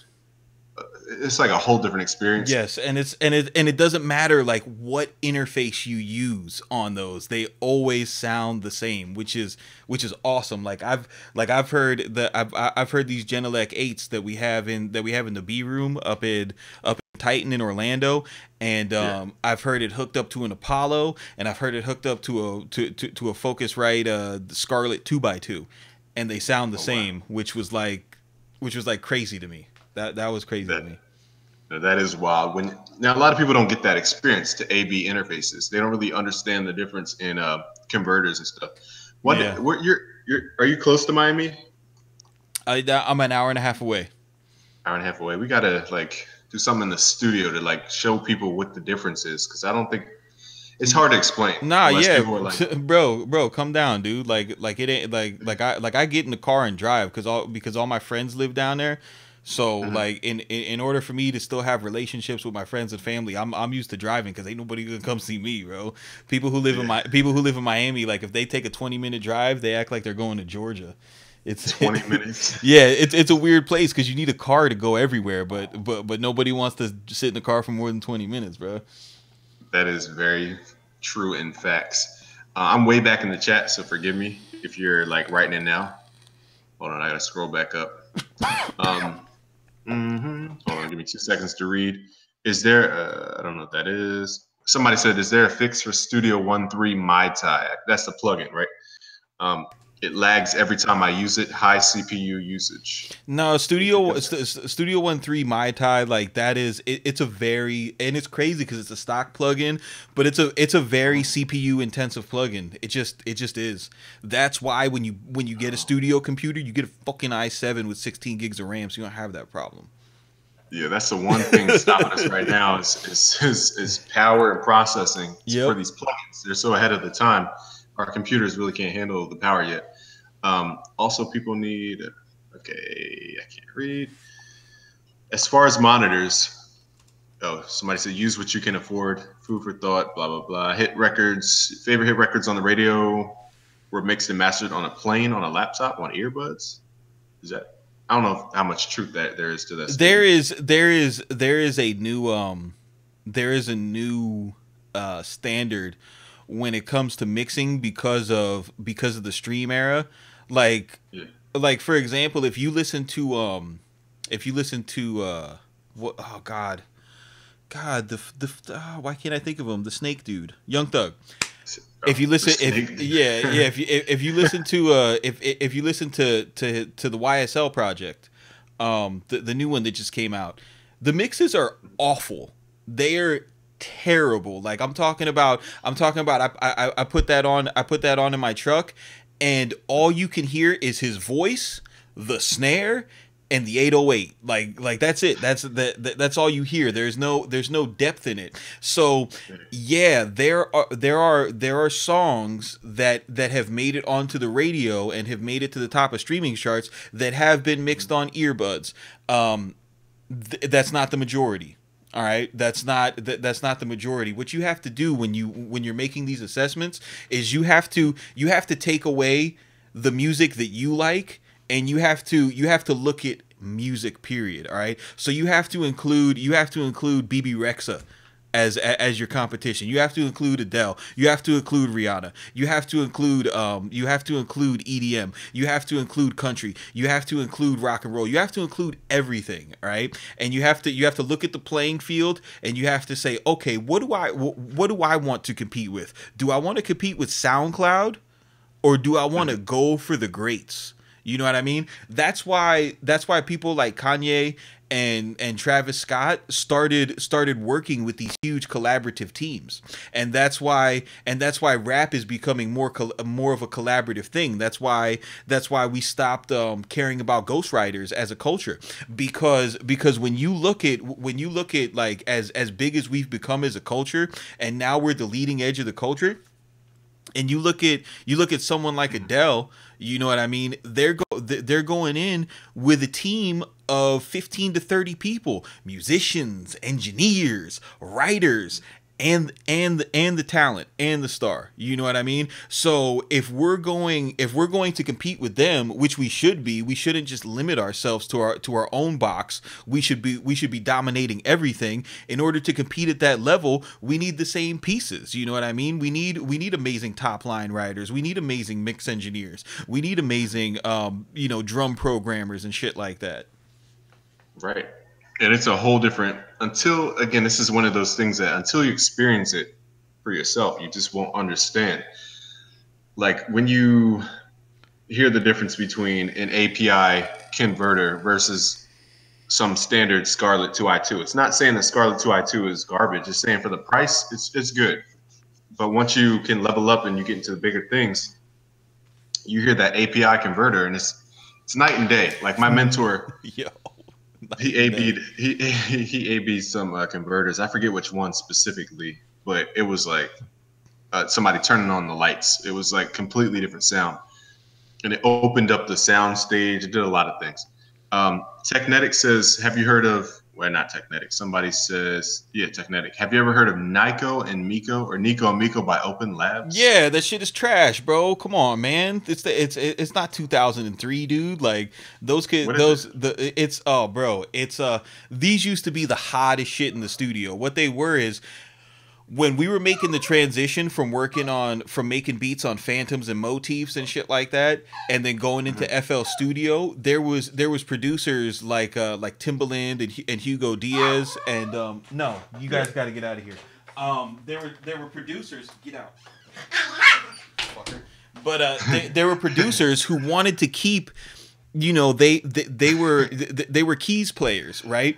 But they wanted the power of the DAW with the quantization and the different plugins and the bigger sound library. So what Nico did is they made this huge keyboard, and they put a monitor on it. They put Windows 7 on it. They loaded it with Omnisphere and all the plugins that you want, and then it has a keyboard, and it has like a CD-ROM drive that you could burn the beat and send it out, or if you wanted to. And it had they have the God, it's a shit interface. What is it? It's the bottom of the line PreSonus interface, right?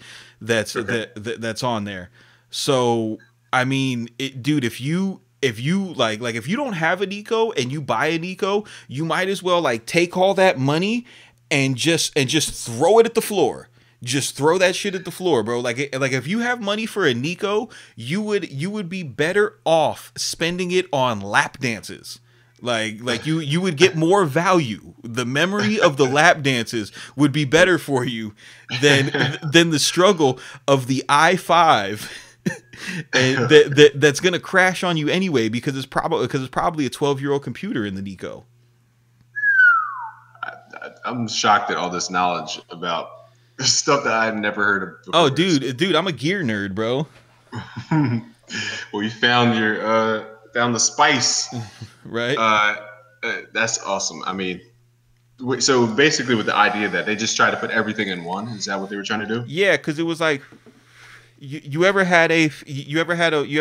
produced on a workstation, or have you always used FL Studio? They have so many. Dive in those menus is so hard. Okay. It's like impossible. Exactly, right. So, and then the sequencer, you always want to like go in there and maybe nudge a note or something like that. So this was for people. It was for studio professionals, right? Like I remember at the Guitar Center in Miami, they had Timbaland's Nico there. You know what I mean? And and everybody was dying to buy it. And I looked at it, I was like, you guys realize that Timbaland is selling this because he's using and it was when they were doing Cry Me a River and shit like that. And it's because they had moved on to just using a Mac and they were using Nexus and Vanguard and stuff like that. But forgot about Vanguard. Wow. They don't sell that anymore. But yeah, dude, the whole thing was to take all these older producers, the super producers and everything, and give them a $3,500 product that they felt comfortable with, because there was still at that time, like 2003, 2004, 2005, 2006, 2007, there was still a stigma behind producing on a computer. So what they wanted to do was they wanted to give you an instrument. Like, here it is, it's an instrument. It's got a keyboard on it. It's not a computer, but it was a computer. It was a computer. That was the whole thing. Like I'm gonna look that up. That seems like a concoction for sure. I didn't mean to block your chat's questions. Napachin says, have you heard of any fighting between linking processors together for a studio with multiple computers? No, bro. No, but that's definitely something. That's definitely something that can happen. Like studio, like the one thing about studios is you will find problems with computers that you didn't even know were possible, that you didn't even know was a thing, dude. Because he continued to say, what I mean, have you ever heard of anybody or somebody linking multiple computers together to try, I guess, an increased processing power? Oh, to increase processing power? No. I've never heard of that. I would be interested. I would be interested into seeing somebody attempt that. That's pretty cool. Is that like what networking is? Computer networking? Hold up. Slim's in my chat. He says that you can do that. All right, that's what's up. I did not know that. I'd never seen it before. I want to see it. See, the thing about me with computers. Oh, you need a Ethernet interface. Check out the RedNet. RedNet will let you do that. Thanks, Slim. Appreciate you, bro. The RedNet. Yeah. Stuff I never heard of. I don't know. I'm not a computer guy. Well, now we're getting away from gear and we're getting into like we're getting into serious computer territory. Yeah, but these people have these questions. Somebody Benjamin asked, have you ever tried the Subpack? Like the thing you wear on your back and you can feel the frequency? No. Like dude, stuff. I never tried it. No, stuff like that. I look at stuff like that and I'm like, no, bro, no. Like it takes me it's a nice toy. Anything that's new like that, I'm gonna need like a significant amount of coaxing to even give it a chance, because I'm just like I just look at it, I'm like, you know what, I can mix with my ears, I don't need to mix with my heart, like I'm good, bro. I don't want to mix with my spine, bro. Yeah, I'm not sure they're marketing, but if they just market it as experience your song in a lower frequency, that'd be fine. We don't need it to like ask what does our 6 hertz sound like, because nobody can even hear 6 hertz anyway. So I'm not sure their marketing, but I've seen Oracle use it. Oh, Back in the day. Oracle seems like somebody who has all them toys, bro. Yeah, that seems like something fun. Like if you create a beat that just gives you a nice massage, that might be cool. Yeah, for bro. more people who can experience that. Like you know what I might use that for, bro? Like I might use that for making like some low vibration like meditation music, and then see if I could do some astral travel or some shit like that. Like that's what I would use it for. Lock people in the 432. Yeah, yeah, exactly. I wouldn't use it to make to make like a Young Thug type beat. I'm not doing that. on your sub pack. Yeah. But shout out to the, is the company called Sub Pack? I don't know. But like, yeah, like when it comes to bass, bro, like I'm from Miami. I grew up riding around in a CRX that had a 15-inch subwoofer in it. Like we take our bass very seriously.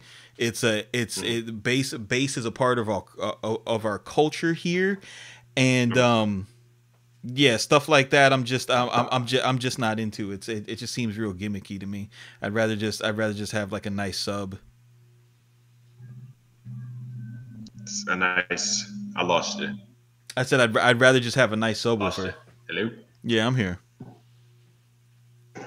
Hello. I lost we here, bro. I lost you for like a good 20 seconds. No, I was saying like I wouldn't go for something like that. I prefer a nice sub. But what I'm getting at is I don't want you guys to not look at something that you find interesting because of my opinion, because my opinion is very biased because of the bass culture that I come from. Like my bass culture is it's serious. Like we don't play with bass around here, bro. Miami bass. Chat says, I recall once you guys stated to get mentors, for producing. Is it best to reach out to them in groups on Facebook or pay for sessions if you're looking for a mentor? I think the thing about paying for sessions, I started out,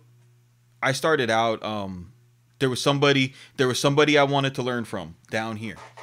I had met him. And he had known who I was. He was a friend of a friend, 1 degree of separation. And I reached out to him, I was like, hey, listen, this is what I want to do. I'll pay for the session. And they were like, oh, so what kind of song are you trying to make? I'm like, no, I'm not trying to make songs, bro. Like I'm trying to learn. You know what I mean? Like I want to learn some mixing, some this and that. I want to know what to listen for as far as this is concerned. And when you do that, you might be disappointed how some people react. Maybe the new generation might be a little bit more forthcoming with the knowledge. And actually, the response that I got from him was one of the main driving forces why I was like, man, fuck all these guys. I'm going to destroy them by letting out all the secrets that they don't want to tell me. Right. Yeah, because they weren't doing anything crazy. They were using Nexus and FL Studio, but there were some questions that I had, and I was willing to spend the $1,000 for the lesson, and they weren't interested. They weren't interested in teaching me. So I would, as far as finding a mentor, it can be difficult if you don't live in a music city, but I think a good place to start is like beat battles, and just get out there and see who's good, and you'll be able to actually meet the music community in your city. And talk to some of those people and see what they're talking about, and it all depends on what you're actually trying to do. And like if you're looking for a production mentor, a lot of producers are funny style, bro. Like a lot of producers are super funny style. There's not a lot of people out there that's like me. There's not a lot of people out there that's like Game who are willing to sit down with you and teach you. If you find someone like that, you do whatever you can to make that relationship grow. And I would even say, I cut you off. Go ahead. I heard, but I didn't know you were gonna say, but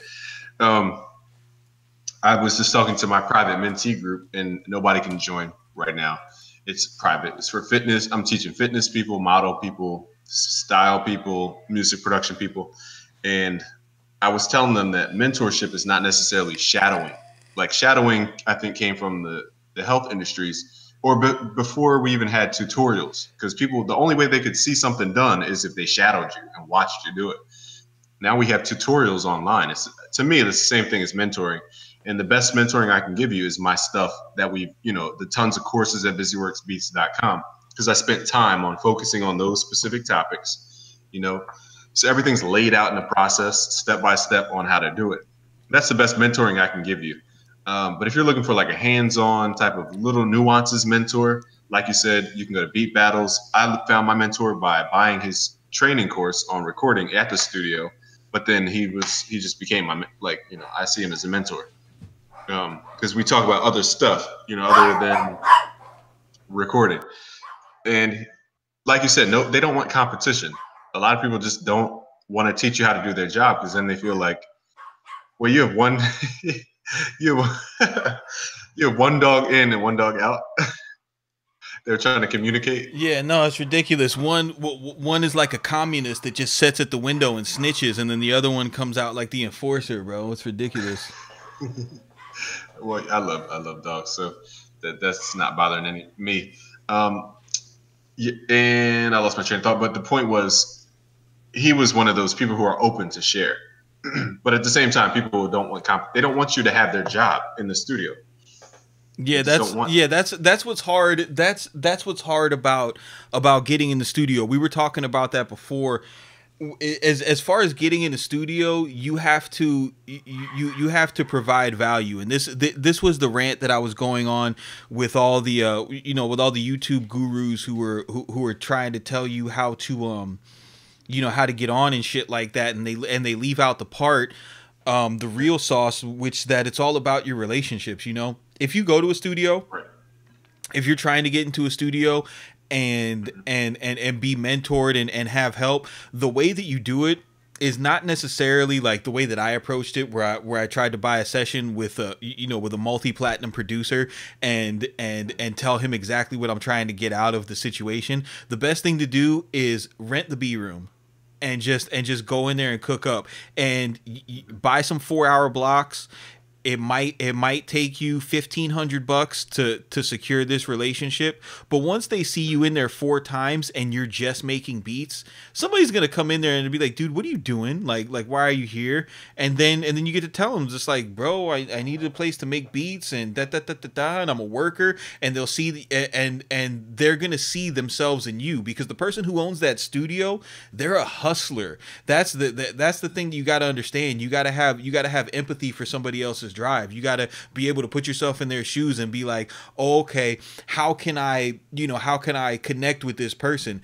If you see someone who owns a studio, that's a significant investment, and I'm talking about a studio costs more than 2 houses most of the time. You know what I mean? Depending on what your housing market is. So if you go in there and you spend some money with them, and they see that they see that you take yourself seriously enough to throw down some bread, and you're not just like everybody else who's trying to weasel your way in there and put your laptop up and talk about how fire you are and shit like that, they will, they'll start talking to you. And then once they start talking to you, that's when you forge that relationship, and you're just like, hey, this is what I'm trying to do. This is my website. I really would be interested in learning from you, because there's a lot of dead time in studios, right? And the way that you get in is by making friends with those owners and like, here, I'll give you a practical example, right? So my buddy Track Formers, okay, he wanted to work at Titan Studios in Orlando. It used to be owned by a Backstreet Boy. They did big records in there. Big records in there. I'm talking about like Mariah Carey recorded a Christmas album in there. It's a legit studio. So okay. He wanted to get in there, and Titan Studios, it's a huge facility, and they have a whole bunch of rooms. They don't just have an A room and B room. They have A room, B room, C room, D room. And what happened was he had another child. okay, and the room that he was using for his studio was no longer his studio, so he needed another situation to create because he's selling beats to every rapper in Orlando. So he winds up going over to Titan. He gets a tour of the studio. He tells them what they're trying to do. He's like, yo, I need a place to create. They offer him a super small, acoustically unsound room to create in. He rents it for $300 a month, right? So he goes in, he rents it for $300 a month. He was in there for 2 months, right? But because he's such a hustler, right? Okay, and this is a family man, so you guys understand this. This man has 5 kids. He has a wife, okay? He has a full-time job, and I'm not talking about a 40-hour-a-week job. I'm talking about a 55-hour-a-week job. He's a call center closer, okay? So he's working that crazy sales life, okay? On top of that, he has a local radio show that he does at 98.5 on Thursday, on Wednesday, Thursday, and Friday. So his time's being taken up with that. On top of that, he hosts the local showcases in Orlando for the up and coming rappers. So he built himself a network of artists and producers.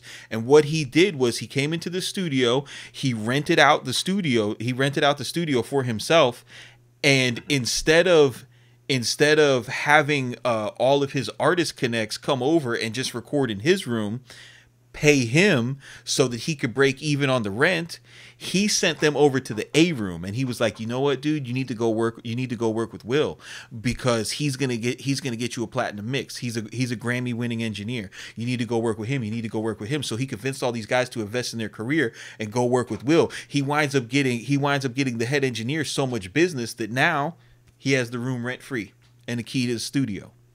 Yeah. On top of that, now this platinum mixing engineer comes in and he's like, hey, let me show you how to shut up your speakers. Let me show you how to tune your sub. Let me show you how to EQ your 808s and this and that. You know what I mean? Like, I was over there, I learned this crazy I learned this crazy ass trick with cutting out a deep cut on an 808 that I would never think to do. And I seen him do it, and it completely opened up the sound stage. But that's what you have to do. You have to go in somewhere, make an investment. Then you can't just be so salty that you're paying money that you're like, man, I should be getting more out of this situation. I'm spending my money. No, you need to go in. Once you spend your money, then you need to go and provide a value to the person whose business this is, bro. Because once you get into these situations, it's all about business. And right. And that's just one example of how you can provide value to a studio.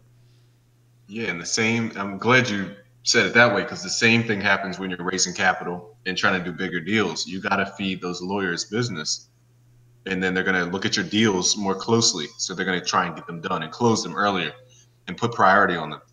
Same concept, feed them business. It's just like, it's reciprocity. You're giving, and then over time you can ask. Okay. And Demetrius, what's up, Demetrius? I know I'm back in the chat, so forgive me. He said, when's the merch dropping? Should I drop merch? What would you want? Like socks? Everybody should drop merch. Game. I'm about to drop merch. About to make a sock line. I was listening to, I forgot what I was listening to, but it was somebody was talking about the new streaming thing where people are bundling merch, and because it's bringing attention to the music, it's counting as a sale of the music.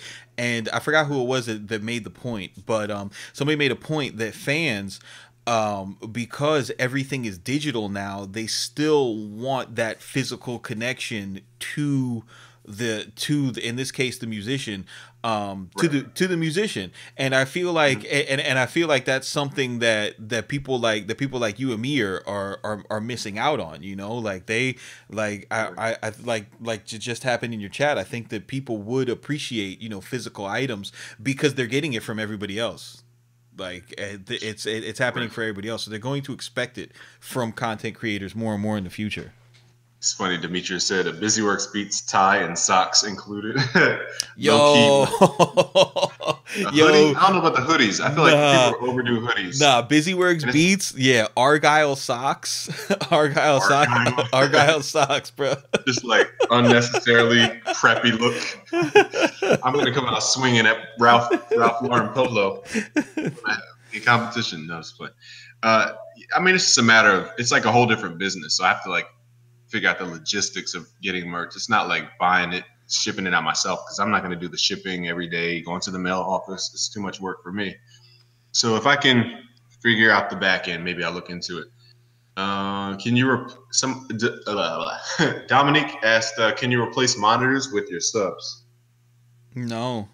I don't think you would want to do that. No, I don't. I don't even think. I don't even think bedroom producers should use subs. To be honest, they can completely mess you up. I've stayed away from subs my whole time. The only time I think subs are useful is when they're in a real studio, in a professionally tuned room, and the sub has been tuned by somebody. When you're in a professionally tuned environment and you hear a sub, it is amazing. Not because the music is hitting you in the chest, but you can it is possible to hear the sine wave. Like the sine wave manifests in the room.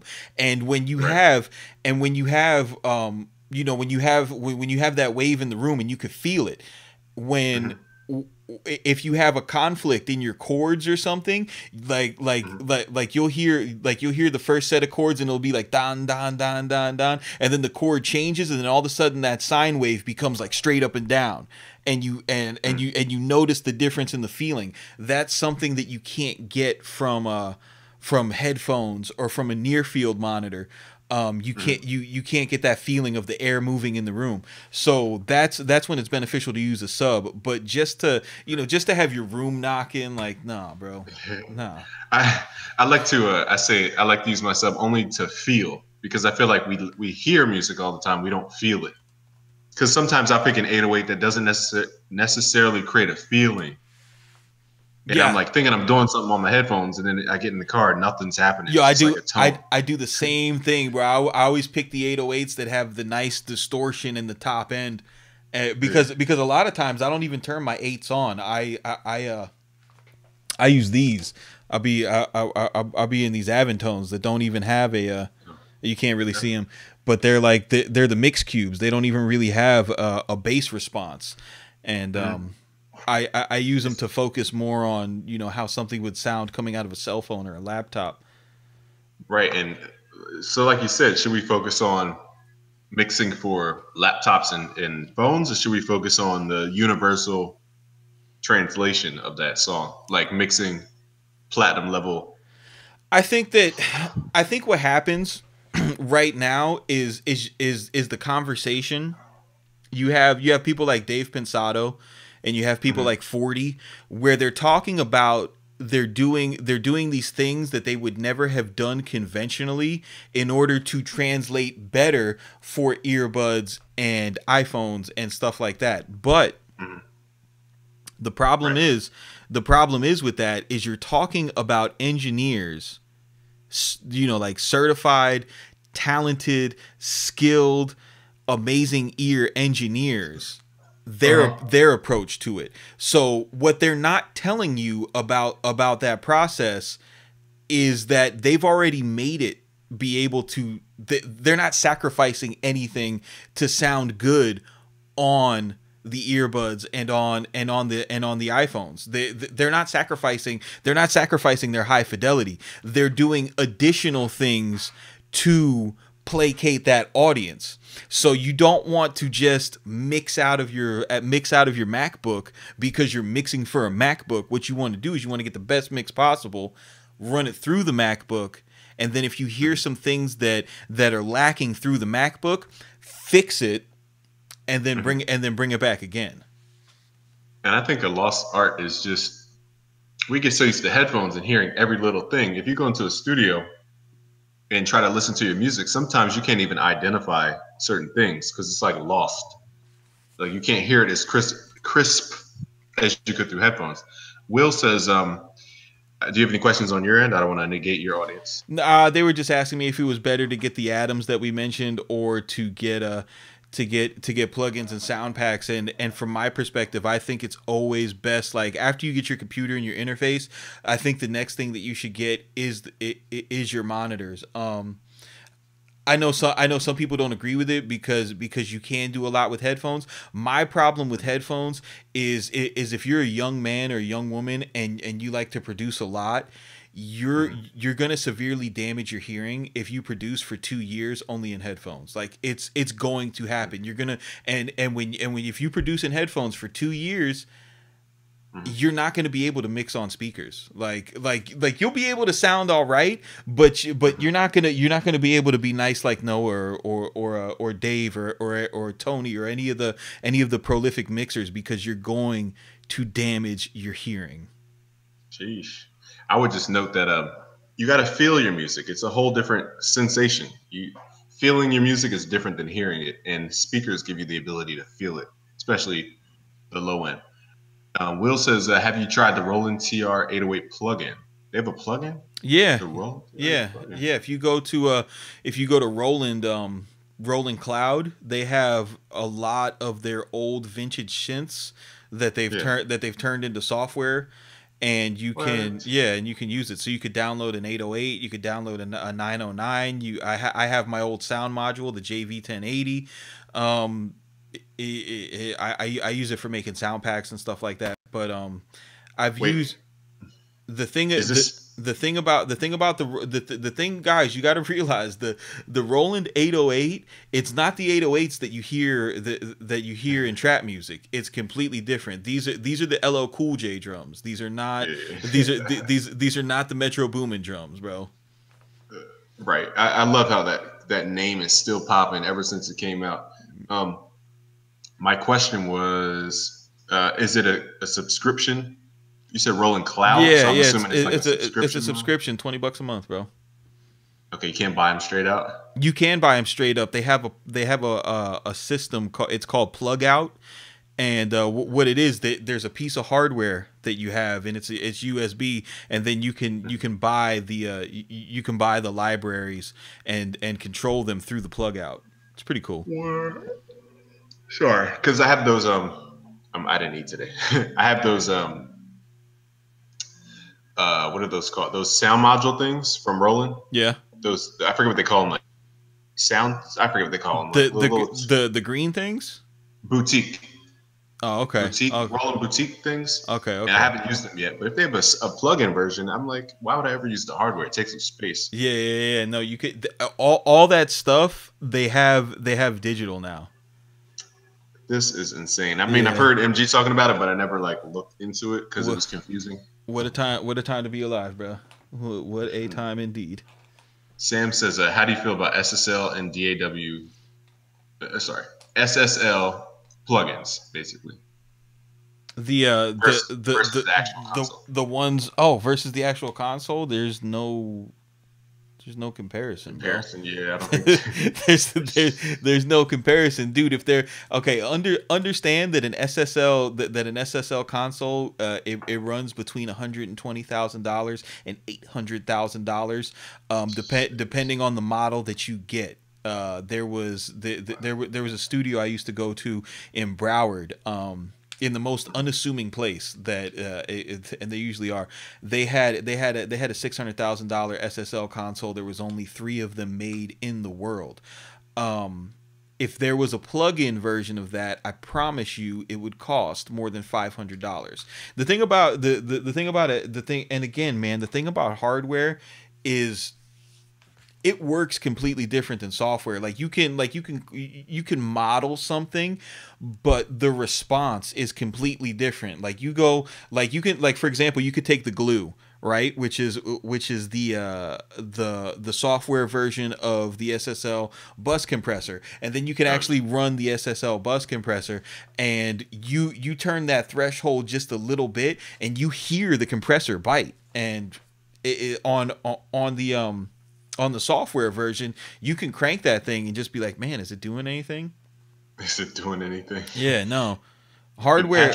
Yeah, hardware is a completely different game. But the thing is, when it comes to hardware, is important when it comes to recording, right? So in music where you track in like guitar based music or you know, if you're coming in anything where you're plugging in, that's where the hardware really shows its value. But if you're doing VST based hip hop, you can do everything in the box and you're gonna sound amazing. Don't think that you need to go into hardware like the studio that I go to in Miami, Mixmasters, right? They have you know, they have distressors and APIs and stuff like that. And the first time I went there, I was super excited. I was like, yeah, man, I'm gonna run my beat through the distressor and I'm gonna get my drum bus, you know, nice and crispy, dot dot dot. And so I was like, yo, can we patch in? And dude, they looked at me like I was crazy. They were like, why, bro? We have Waves Diamond. Like, you're really gonna make us patch in? And I was like, oh, okay, no, I'm sorry, I'm, you know. And they're like, yeah, bro, you're gonna lose 45 minutes just us routing this stuff, dude. Let's just use the Wave stuff, right. And it came out great. Yeah, and it's like, plus it's like converting it back to digital, going out of digital. Like, there's so many nuances to audio. It's a process. Like, yeah, because you start out in a computer, then you got to send it out through the hardware, then it's got to come back into the computer, and it doesn't and there's no offline bounce. You're doing all that shit in real time, dude. So if you go in there and you know, you've got your Apollo Duo interface, you think you're a badass with your, you know, with your two outputs that you spent $900 on, and you try to track your beat, you know, and it's a 3-minute long beat, and you've got 14 sounds in it, 14 times 3, just to heat it up in the distressor. I mean, is it really worth it? Are you getting the most out of your studio time? Well, I never thought of it that way, because usually we use distressors when we're tracking. I never thought like the mixing process, patching it through that. Yeah, that's hilarious. Yeah, well, yeah, because I'm a freak, bro. I'm like, how can I get this crazy unique sound? I want to put a distressor on my drums, you know. And then it's like, oh, okay, because I had read, you know what it was? I had read like that Dr. Dre was doing that when he first used Pro Tools. Like, that's how he was getting his drums to sound so big. They were, you know, they were working in Pro Tools, and then they would send it back out to 2-inch tape and then send it back into Pro Tools so they could edit it. Wow. I mean, that's the magical world, like blending, making a hybrid. Yeah. Because, you know, there's still stuff I don't understand about the studio per se, like, yeah, especially the routing and I mean, I understand patch bays and all that, but like, I don't know. There's a lot of stuff. Were you about to say something? No. Oh. Ernest says, which summing mixer do you have? I didn't wind up buying a summing mixer when I went, because this is what it was going to take to get the summing mixer, right? I was gonna get a Dangerous D box, right, which is that's pretty much the standard. That's what everybody has. So I was gonna get that, and when I spoke to Vintage King, they were like, "How many channels are you summing?" Well, and my whole point was I wanted to get, you know, that analog vibe, because there's a vibe. What I compare it to is it makes everything 3D. You know what I mean? Like in the digital world, everything to me sounds like this. And in order to get space, you need like that analog separation from the circuits. So I was looking for that, and I wanted to just use it on my mix bus, because my current interface now, I think it only has 8 outputs. It might have 6. I don't know. It's either 6 or 8. So I was like, I just want, you know, some mix bus magic. And he's like, well, you can't, the analog separation that you're wanting to get, you can get that from a summing mixer, but if you use less than 8 channels, you're not going to get the separation that you're talking about. That's not going to happen. He's like, what he did explain to me was you can get an analog sound on a stereo mix, but just buy a piece of vibey analog gear. So you can get like a couple of Neve EQs. You can get a lunchbox with a couple of APIs, or basically what I'm saying is two hardware EQs or two hardware compressors, one for the right side and one for the left side. Run them through that. That's going to alter your sound to a true analog signal and give you the vibe. And then you have to route that back into the interface. And when you bounce a track, it's a real-time bounce. So you're sending audio out into the hardware world and then recording it back into your computer. Right. So when I sat down and I thought about it, the mixing work that I was doing and that I continue to do, I've never had one of my clients come back to me and said, "Hey man, what kind of summing mixer are you using?" And the beats that I make, I've never had somebody hit me up and been like, "Yo, your mix isn't there." So I decided to kind of wait on that investment and just kind of put myself in a place where I could save up some more money. And if I spent it, it wasn't something where I felt like I needed to get the money back, That's so deep that you described it well. Like, it makes it 3D. It makes it have depth. Because you always wonder, like, that's exactly the way to describe it. For people who don't know. Yeah, it's like using a preamp with a microphone. Like, a lot of people don't understand why you should use a preamp. They're just like I don't get it. I remember when I was rapping, I had a friend and he was like, our mixes were really good for for recording 2 tracks and not knowing anything about mixing. And he was like, "Man, you guys sound really great on these tracks. It would take you over the top as a preamp." And I looked at the prices of preamps and I'm like, I'm not buying that, And then a few years later, after I had stopped rapping, I had bought a preamp to record rappers. And it was a huge difference when they came over to record with me. They were like, "Oh my God, it's so crazy how I'm coming through the speakers." And it's because of an analog signal path. Yeah, it's something about that preamp that just pulls the presence out. I know I'm using those hippie words like it's warmer, but it's the way I think about it is it adds like a sawtooth or like some kind of sharp sound wave to your voice, so it makes it a little bit bitier. But sometimes you don't have to crank it to be bitey though. No, yeah, I got a good question here. A White Music wants to know: a rapper told me my beats are not complex. I try to make beats so the artist can make a song. Should I take his advice and make my beats more complex? More complex. I would say that simplicity is the key, because the more complex you get, the more niche you get, and that's my opinion on it. Yeah, no, exactly. I agree with you 100%. And when he says niche, to take it a step further, that's one guy telling you that. So if you would be making beats, but like all your complex beats would be going to this one guy. Right. Unless he's like, your $100,000 a year client, I don't see the point in focusing on that one person. Yeah, for real. But I would say simple. I don't know what simple means to that person. I don't know what complex means. It's really subjective. A mentor of mine said, "You should have enough stuff to take out stuff." And that's wise, because wisdom is really knowing what not to choose. Yeah. I think that's what wisdom really is. And you can find that in beat making. Miko, going through all these comments. How much time we at? Oh, dude. We're almost at an hour, 6 minutes. Yeah. I'm going to wrap it up in like 6 minutes. Is that cool? Yeah. I want to make some beats, bro. I want to make some beats. Yeah. What time is it? It's 4:30 here, so it's 7:30 over this way. 7:30. But it's flowing. I'm just way back in the chat, and we have way too many questions. Vincent says, "Any standard outlines or structure followed when making a beat compared to writing music, like intros, choruses, bridges? Do you have like a process you use?" Absolutely. That's one of the main things that I teach is arrangement and the power of arrangement. The way that you want to learn that, dude, is get yourself a subscription to studio1tutorials.com but for real, a practical way that you can use it is you want to listen to songs that you like. you know, and mimic their arrangements. Pay attention to when they take the hi-hats out. Pay attention to when they drop the 808. Pay attention to when they drop the melody, and kind of mimic those things. I think that one thing that a lot of producers mess up on is they believe every part of the beat making process is artistic, and it's not.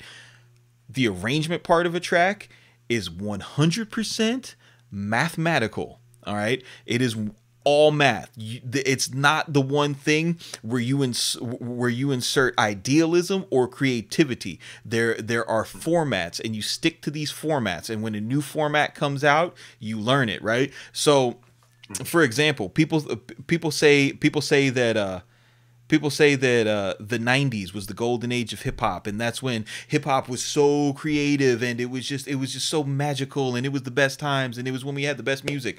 In the 90s, there was one arrangement for hip hop music. The arrangement went like this. There was a 4-bar intro without drums. There was a 16-bar verse. There was an 8-bar hook. There was a 16-bar verse. There was an 8-bar hook. There was a 16-bar verse, and there was an 8-bar hook. Sometimes that rode out to longer than 3 minutes and 30 seconds. So the radio was like, yo, you guys got to shorten your songs up. So what they started doing was they did 16-bar verse, 8-bar hook, 12-bar verse. That saved them the extra 30 seconds. When we got into doing trap, we couldn't do the 16-bar verses anymore because we slowed our tempos down so much that in order to make 3 16-bar verses, you have a 5-minute song.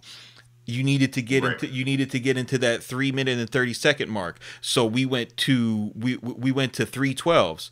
312s was all right. And then now once what SoundCloud did is everybody started making 2-verse songs, and we have 2 minute and 30-second songs. So the way that I structure my beats now, 4-bar intro, 12-bar verse, 8-bar chorus, 12-bar verse, and then a 16-bar chorus at the end. That gets me to 89 bars. It's usually 2 minutes and 30 seconds long. I'm making these beats to sell. So if I don't want to have like super long files, and a whole taking up space on my hard drive. And on top of that, most rappers are doing 2-verse songs anyway. And when you do the 12 bars, 12-bar verses and then 8-bar hooks, you give the rapper. The rapper can arrange it any type of way that they want, but you provide enough changes in the beats that the ADD culture can identify with it and still maintain interest. Arrangement is all about maintaining interest in your music, right? So you got to think about it like this: if you let music is like a puzzle, okay, and the way that it works, the way that your brain experiences music is your brain is trying to figure out where the resolution is, right? So what happens is if your brain can predict what's going to happen next accurately, that's when you get bored. Okay. So no, so if you have 2 patterns repeat back to back, your brain then says, oh, okay, I've got this figured out. If you make that 3rd pattern repeat the same exact thing, your brain says, I want to hear something new, right? But if on that 3rd pattern you introduce a change of some sort, and it doesn't have to be like a groundbreaking change, you can just delete one snare, or you could drop the hi-hats, or you could change from a 16th note hi-hat to an 8th note hi-hat, whatever you do. But as long as you make that change every 4 bars, the listener's brain is going to be intrigued enough that they're not going to be able to figure out the puzzle, and they're going to continue to listen to it. That's why producers are so blown away by Metro Boomin's beats, because he doesn't do his second verse is completely different from his verse. You know what I mean? Like, and it's not an 808 the whole time. It's an 808 in the sub bass. So it's harder for you to figure out that puzzle. And when it's harder for you to figure out the puzzle, you want to listen to it again. That's how you create a repeatability. Deep. And I definitely agree. If you listen to Lil Pump, you notice a lot of mutes, a lot of tape stops, a lot of cutouts. you don't realize it's like the same thing going, but they're just chopping out different parts. And you know what that's about is because Little Pump is originally going into the studio with 2 tracks, right? So the engineer, because engineers are they're nice with production too. So the engineer they know what I know, as far as building that puzzle piece. So they're running those dropouts and those reverses and those tape stops because they know that they have to create that interest within the beat, especially with lyrics that are that simple, in order to maintain the interest. If you took Little Pump and you put him on like a DJ Premier beat, nobody would want to listen to him because he can't carry a repetitive loop. You have to create that interest. I never thought that artists could be. That's a good simile. Is that back in the day, if it was just like a 1-bar loop with hip hop drums, the main thing that had to change was the flow of the artist in the lyric and all that content. But now it's like the beat has to change and the artist can kind of do the same melody or whatever. Yeah, and if you listen to older hip hop that was a 1-bar loop over and over, they make that change every 4 bars. The flow would change a little bit every 4 bars, which is the same thing with arranging our beats. Every 4 bars, something has to happen. I agree. It's like we expected it, especially in Western music. Yeah. Technetic, I'm reading comments. When will you have a convention in Seattle? I don't think the producer community is too active in Seattle. We haven't had a lot of requests to come up to Seattle, but we'll take that into consideration. I'm on the Roland Phantom in my home-built studio in Norway, working on the keys and scales, though, trying to make something. I thought that was a question. Okay. Shout out to Norway. Shout out to Norway. Wow. I don't know how far back I am in this chat, so I'm just looking for question marks. Beat battle. Would you ever host a beat battle? I would love to host a beat battle, man. I would love to listen to everybody's music and just see what people come with, and then I would also love to like hear everybody cry, like because their long 16-bar intro didn't excite anybody, and it's like, oh, that guy doesn't have better beats than me. He just has better arrangements, like the typical beat battle bullshit. I love beat battles, man. I love competition in music. I like people actively trying to be better than one another, not in a negative way, but just it pushes the creativity forward. Yeah. What's up, Cynthia? Sorry, I'm way back in the chat. I agree. It's like boxing. Like, you want to watch the main event. You want to watch Floyd versus McGregor or whatever. Yep. I think we need to create our own league of just beat battles where it's like a boxing league. Yo, say less. Say less words right now. That's a really great idea. We're gonna be in a ring. It's gonna be a ring. 2 NPCs, and you gotta it's box each other with beat battles. 2 laptops. 2 laptops. We got showgirls too, like walking them to the ring. That'd be fun. There's so many comments. It's like a lot of comments. Yo, why do my beats sound good? There's so many comments to where I can't even read them all. Yo, we can't get to everybody, and I wanna be creative right now, and I also want to eat. I also want to eat, bro. It's like eat today. It's like past my dinner time. Oh, dinner time. It's kind of early here in the West, but still. Yeah. But I appreciate everybody for joining. Again, forgive me for skipping. There was like 7 paragraphs of comments that I can't read through, but we have fun. This is fun. We don't even have a name for this thing yet. This conversation that we're having, but that's Craftmaster. If you didn't know. Yeah, Productions. I named my stream "Me and Busyworks Beats Talk About Nothing." I put "We Live," dude. That's what I put on mine. There's no name for it. But anyway, I had fun with you, man. And again, we gotta make something happen in Miami. I'll figure it out. Yeah, come down, bro. Hit me up off stream, dude. I know some places we could go as far as as far as studios, if you wanna try to film something or something like that. Oh, dope. We were in, what is it, Circle House? Oh, you were in Circle House? Or like we saw what's his name, Super Dupe. Oh, okay, We saw okay, him down there. So okay. You were with the big boys. You were with the big boys. All somewhere, right. I don't know where I was, but I was just with Diego Ave. Shout out Diego Ave and Okay. his Miami friends.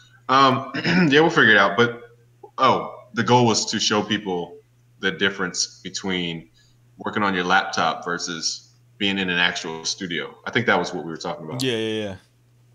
So we'll come up with an idea. I don't know if it's going to be anytime like next week, but we'll figure it out because I got to fly out and do all this other stuff. But all right, guys, we're going to wrap it up. Thanks for joining today. You have anything cool at your website? I mean, bro, we just released ski mask samples. It's 20 originally composed samples for me.